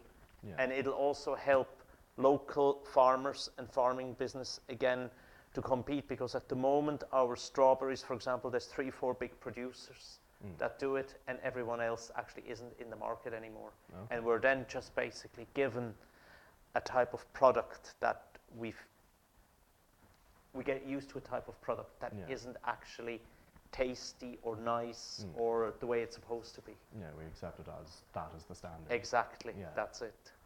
What is it like being a TV chef versus working in restaurants? As you said, you worked on a cruise ship and many other places, so... It's completely different, because now I just have to concentrate on one dish or 2 or 3 dishes or whatever is done there. And whereas in a restaurant there is 100 different dishes, 100 different stresses and things that go on. On the other hand, in a restaurant, I can actually make a mistake and I can correct myself. If something doesn't quite work out, I can do it again. On live TV, you can't do that. So you have to be precise and you have to make sure that it actually works. Yeah. And then there is also, it's not less stress, it's just a different type of stress that's there, because you have to basically keep to the time that's given there for you, and you have to basically also be flexible to let things go or to actually add things in to actually use the time that's there. And it doesn't always work the way it's planned. Yeah, well, do you have a memorable story from your travels around the world? Like one that stands out in particular to you? What I really enjoyed was, for example, the fish market in Seoul, where in South Korea, which was just incredible. First of all, it didn't smell of fish. It was really, really clean, but just the selection and the size of it and everything. So I really loved the markets in Korea. Like Korea was one of my favorite destinations because of their appreciation for food. Korea as well is very connected to the ground. Every little square inch of ground that's free, they actually plant their own vegetables, and they appreciate freshly produced food, which I really, really enjoyed to see and to experience. Yeah. Did you get an opportunity to try the national dish kimchi? Yes. What did you think of it? I absolutely love it, of course, yes. And before we went to Korea already, because I'm originally Swiss, so the sauerkraut, of course, is something similar. Yeah. But of course, kimchi is much tastier because there is garlic, there's onion, there's ginger, there's a little bit of fish sauce, there's flavor added to it. It has much more layers of flavors. So I do it all the time here as well. No, I'd definitely be interested to try it at some point. Has traveling inspired you to adopt a particular style of cooking? Or are you a jack of all trades? I'm a little bit of a jack of all trades. What inspires me most, of course the traveling has always a certain type of influence, but one thing that it's actually given me more is to look at what I said before, is at the seasons, to actually keep it seasonal, to keep it simple. Yeah. Because I think the most simplest dishes can be the best of all. We don't have to go into very complicated dishes. It doesn't really make it better. So I think the older I get, the less ingredients I use to actually make a dish. I want to see less but better. Yeah. So that's probably, and especially in the Far East as well, you see less is more. That's one type. That's probably an influence. Quality over quantity. Exactly. Yeah. Is there somewhere in the world that you haven't travelled to yet that you would like to? The Himalayas. Working on a cruise ship, I've been pretty much all over where there's sea, but landlocked countries. Yeah. And the Himalayas would be somewhere I'd love to go and see. I love the mountains as well. But that would be an interesting place to go. All right. What advice would you have for people who are trying to get into your line of work? Just to be open and to stick to the cooking, to enjoy the cooking and not to give up on it. A lot of people go into the business. You have to have a love for food. You also have to have, it's long hours, you have to keep at it. And it's probably not the best paid job either, but if you keep at it and you do the job well, then there's certainly opportunities coming. And there's more and more of it because we're becoming much more visual. So with all the different types of media we have, from the internet to TV to all the different types of medias that are out there, I think for the future there's far more opportunities for chefs to actually work in that field as well. Right. Would you ever consider writing a cookbook? No. No? I enjoy very much working on new recipes and things. So I have lots of recipes there, but I wouldn't write a cookbook because I think there's so many cookbooks out there.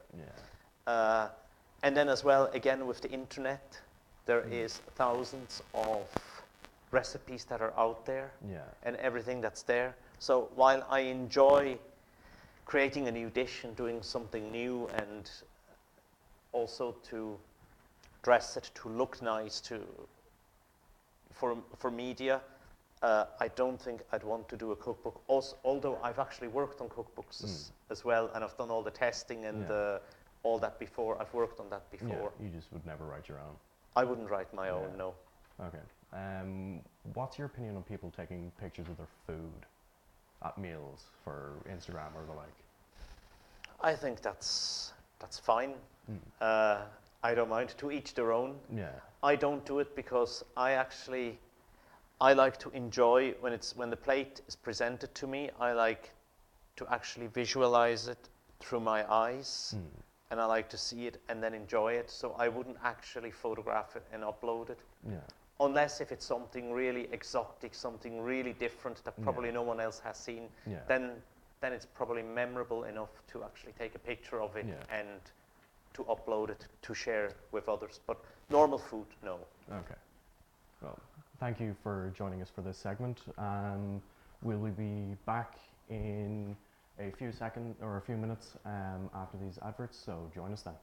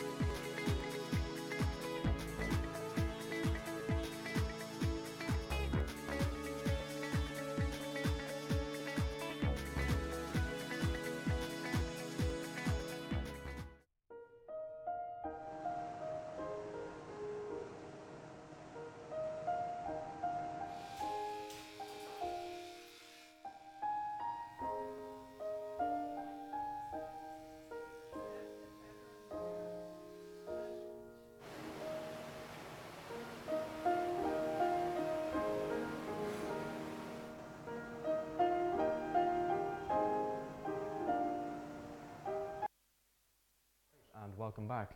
For this segment, we will be talking about the use of social media for advertising film. For this, I have a panel with me. I have Danielle, Sean, and Connor. So, what do you guys think, in general, to begin with, about using social media as a platform for advertising?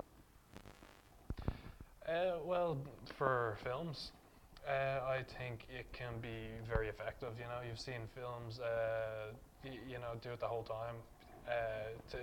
It's now with celebrities that have huge Instagram followings and a load of followers on social media, they can easily promote the films. For big companies. Like you look at The Rock and any film he's in, he has 100 million people following him, so he can just tweet out something and then 100 million people see that. So it's an easier way to gain access to more people, and I think that's why certain actors can get picked over others, because of their influence on social media. I think it's so much easier to promote maybe smaller and independent films, because you don't need this gigantic marketing team and promotional package, whereas you can get fan pages on Facebook who'll promote your film for you, and Twitter acts like a complete fandom for actors and stuff like that. So the market is much larger than seeing an advert on the television or a poster. So I think it just makes it so much more accessible than what's gone before it. Yeah, I think it helps with cost of lower budget films. You can use social media like a YouTube or Twitter to sort of get a trailer out to everyone. You don't have to pay for TV spots or radio ads. Yeah, I suppose the internet is free. What do you think of, Sean touched on it briefly about actors and their influence. What do you think about using an actor as an advertisement for the film? So the main selling point for the film is that it has such and such an actor in it. I think that it can have a negative impact on the film because an actor is getting chosen based off their popularity rather than their acting ability, which I think is completely wrong. However, I can understand why production companies do it. You know what I mean? At the end of the day, they have a business to run and they have to make their money. Yeah. So I can understand it, but I don't think it's right. That's just my opinion. I feel that it's sort of always been a part of Hollywood. You've had the likes of big stars always. They're always pushing films. Like the likes of John Wayne. He's cast in westerns. That's the appeal of it. You go to see a western with John Wayne. Because the familiarity of it. It's. I can understand that it's always been part of Hollywood, and I don't really expect it to change or anything. I'm not a fan of it, but you can't really have a problem with it. They're always going to use it, and it'll never be fixed. I think it adds just like an extra layer that actors have to have, their social media presence and sort of keeping them professional almost 24/7. Yeah, and with using social media as a platform for advertising, film producers and directors get instant responses for what people think about the film based on the trailer. Do you think this benefits the filmmakers? I suppose it does in a way, because they can tell and gauge people's opinions before the film's even finished in the edit, you know what I mean? Yeah. But then, I don't know, it kind of changes what the film was set out to be in the beginning, so I don't know if it's good that an audience can already manipulate how they want a film to go when it hasn't even been finished yet. Yeah. So it can be a great thing, it can save films, but it can also ruin them, I'd say. I think it's a good thing to have, it sort of serves as a gauge, to what people want. If there's too much of a film being produced, usually studios will get backlash, or if a film's just trying to exploit something, like you look at Ghostbusters, that was made with an all-female cast. It was just pretty much trying to sell it that it was an all-woman cast, It wasn't that it was original or, a great film. But, I think when you know, you can get responses instantly on stuff like that, and you can see an instant reaction on stuff like that. I think it is beneficial. I think it can play a positive role if like if you're not sure what part you're going to try go down, but it can also like have a negative effect, as seen with like Suicide Squad, because the people who edited the ad ended up editing the film because the advert done so well. There have been many marketing techniques used to advertise films. For example, the filmmakers of the Blair Witch Project put fake missing posters out for the actors as if it was something that had actually happened. What do you think about that? I think it's brilliant. Technique? I think it's like revolutionary, nearly. I think it's the future of,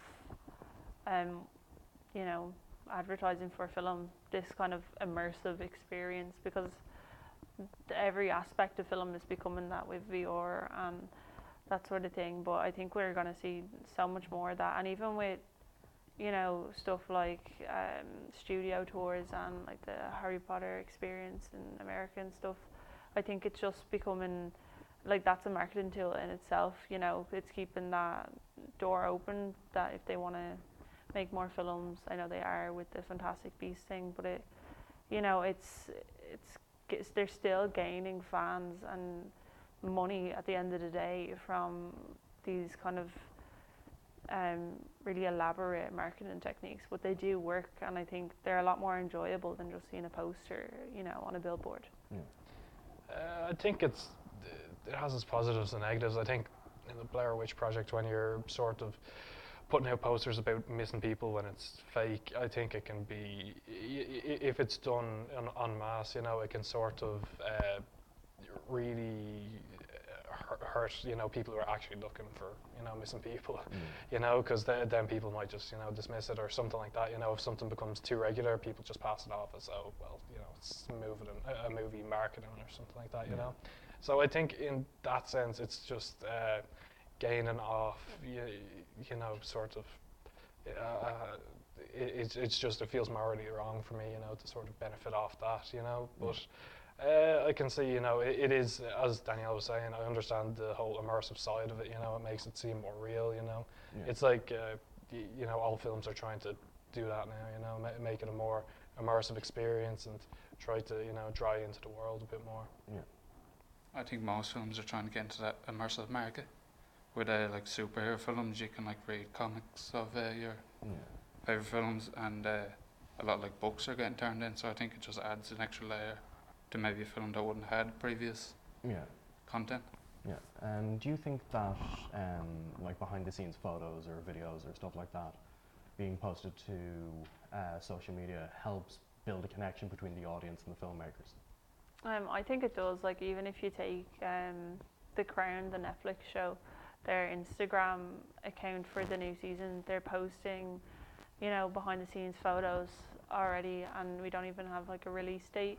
But it's, you know, it's getting such a reaction, and it's creating so much excitement of fans of the show, you know, that, you know, then other people are hearing about it, because all over other forms of social media you're seeing, oh, The Crown have posted a new photo, who's in the class, you're finding out who's in the cast from this, and it's really, really, you know, makes the fans feel like they're connected with the show, and that they nearly have an input even though they kind of don't. Do you know what I mean? It makes them feel like, oh, you know, I'm a part of something, which is quite strange, but it's a good marketing tool.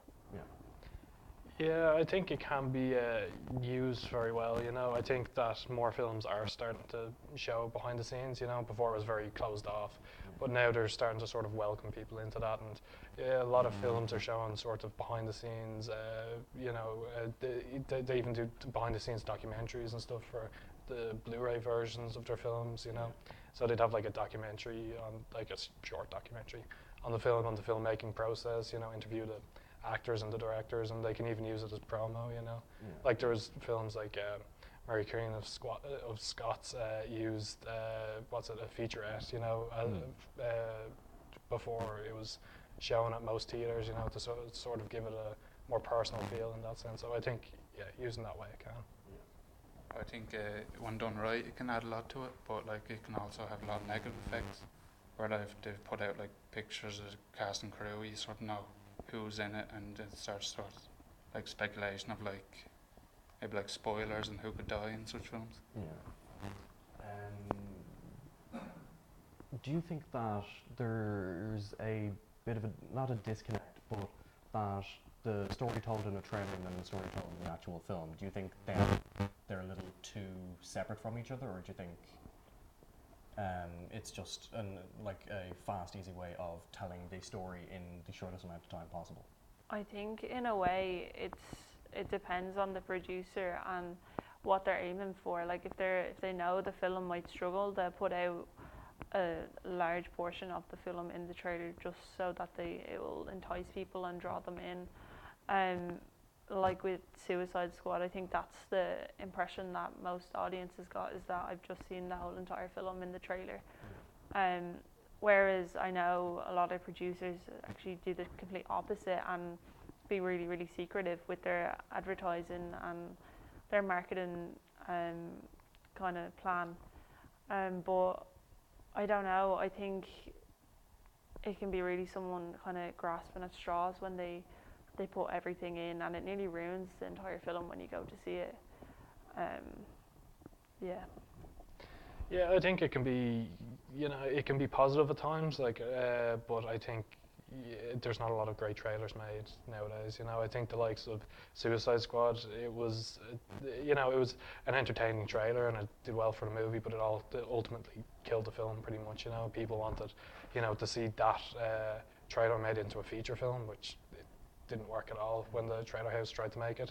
And the likes of Blade Runner 2049 had the first cut of their, the first trailer they released it revealed, I think, 3 character deaths or something like that, in a film that had about 5 main character deaths. So it can spoil a lot in a film that, it can reveal a lot in a film, while I feel it should just imply, this is the story, give you an outline for it, and, let you decide, if you want to see it based on the actors or directors or whatever.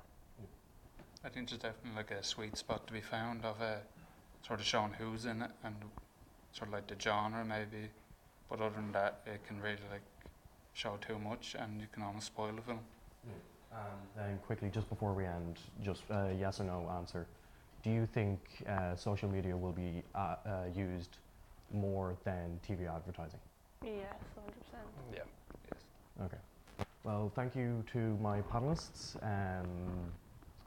for talking on that topic. We will come back after the break with another set of interviews. So, see you in a second.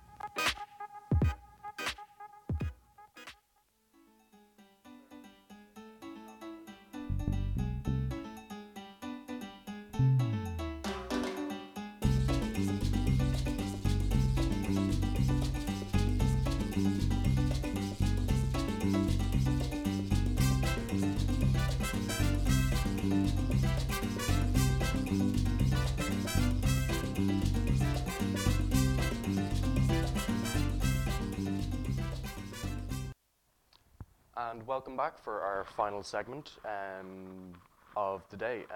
Today we have Sean Gilmore and Ronnie O'Toole. Would you gentlemen like to introduce yourselves? Ronnie O'Toole.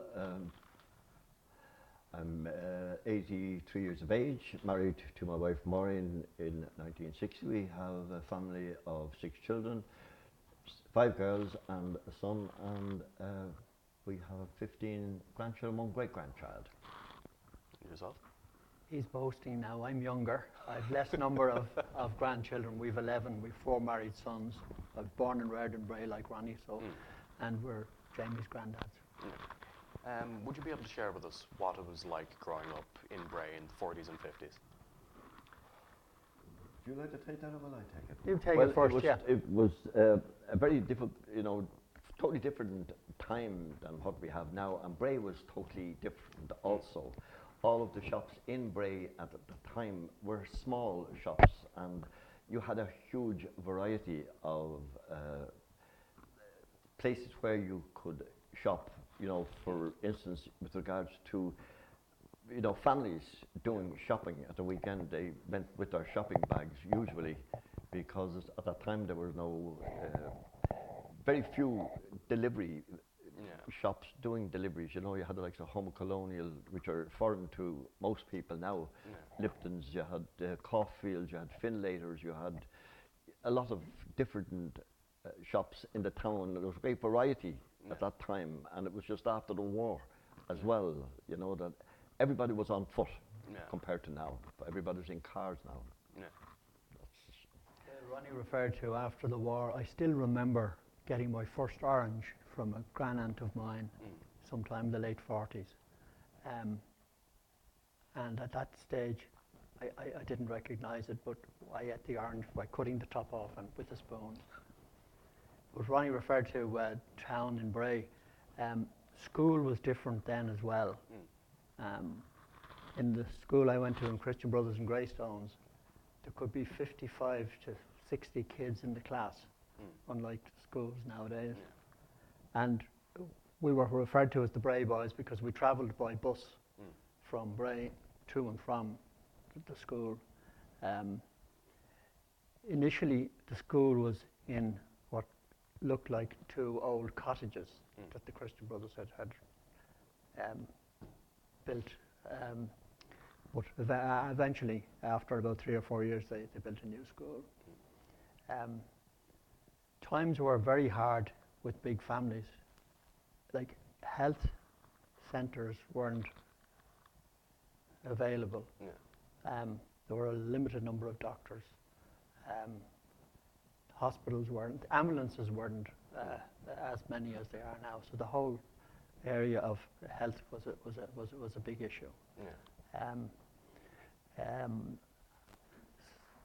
But at the same time, growing up then, it was very enjoyable because most of the children spent their time outdoors playing, either playing football or whatever sports were available. We didn't have the facilities like they have now with iPads and iPhones and things like that. We had to make our own, play our own games and make our own enjoyment. You touched on it there briefly about going to school, and you said you were referred to as the Bray Boys because you travelled by bus. What was it like being in school back in those days? Dreadful. Dreadful. Yes.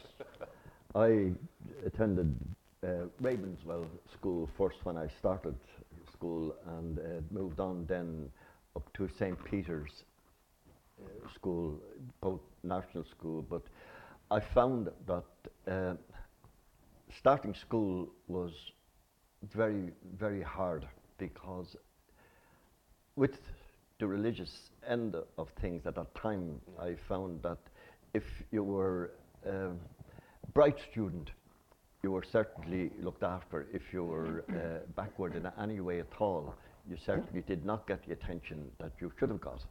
And also I found it the same when you were in national school. I didn't find any kind of happiness whatsoever in the school at that time. It was one place that I was just longing to get free from, to start to work. Yeah. And yourself? Yeah, I had a different flavour of school. Like Ronnie, I went to the Ravenswell initially, and then went to the Christian Brothers and Greystones. And while they were very tough, they were very fair. And if you played for the school team, you got away with murder.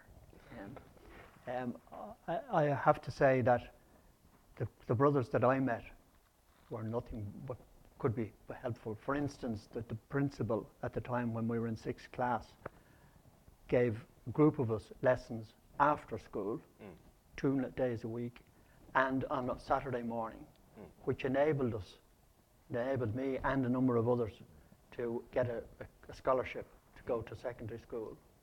And only for the work they did, a lot of us wouldn't have managed to develop and move along. But yeah, it was tough. The fact that you were either good or bad at school, you know, if you stepped out of line, you were in trouble. Yeah.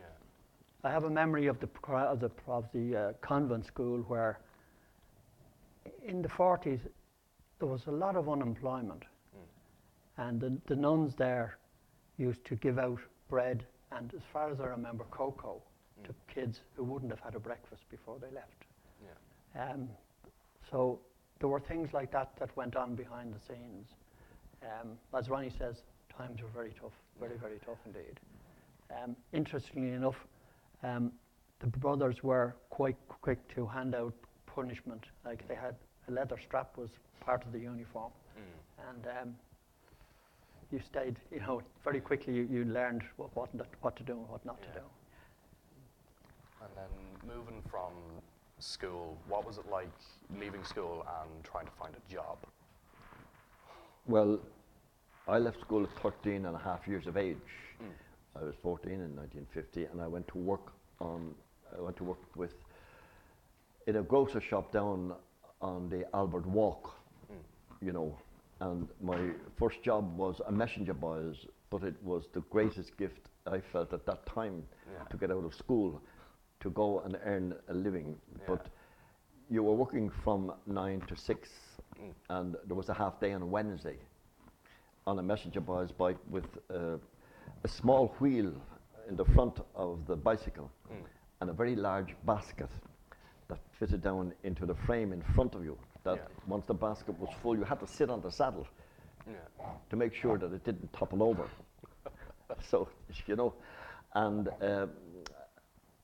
it was a great experience coming home, for me anyway, to be able to hand my mother, and we were a very big family, there were 11 of us at home at the time, and to be able to hand your mother at that time your wages, and your mother then gave you pocket money, which was 5 shillings, but that 5 shillings you had to dress yourself with, you know, you divided up the half a crown at the time, as it was called, you know, one half a crown went for to dress yourself, the other half a crown went for to socialise for the week.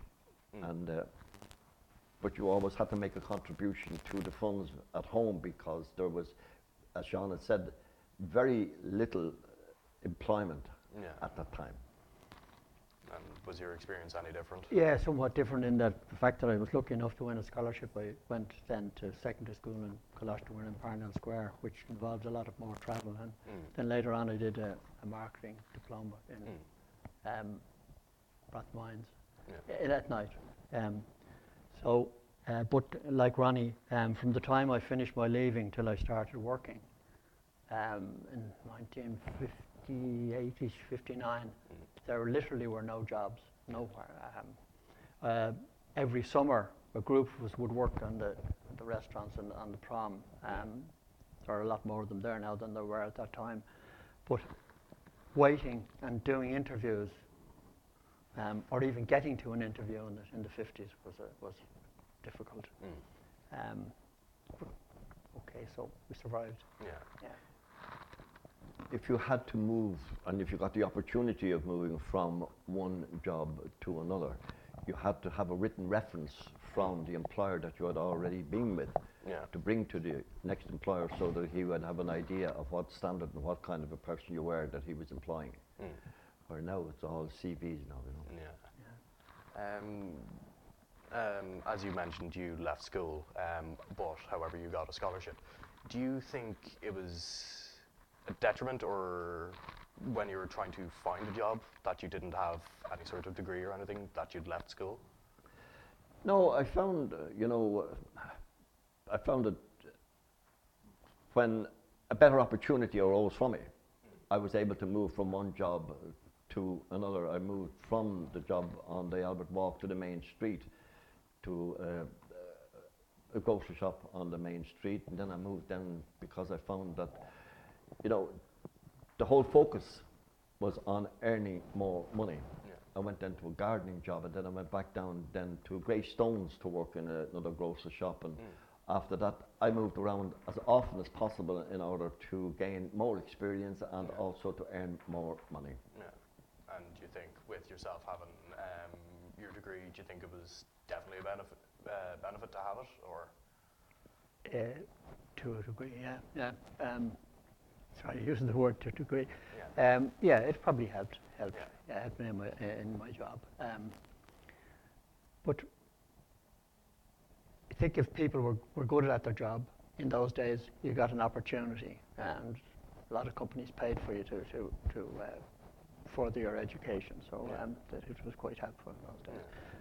But something you haven't talked about is that there was the communication between people, or boys and girlfriends, now my wife, there were no phones in houses, there were no televisions, you had a radio, and that was it. Very few. Sorry to cut you off, we're a bit out of time, so sorry about that. Oh, God. So that is the end of the broadcast for today, so thank you very much for joining us.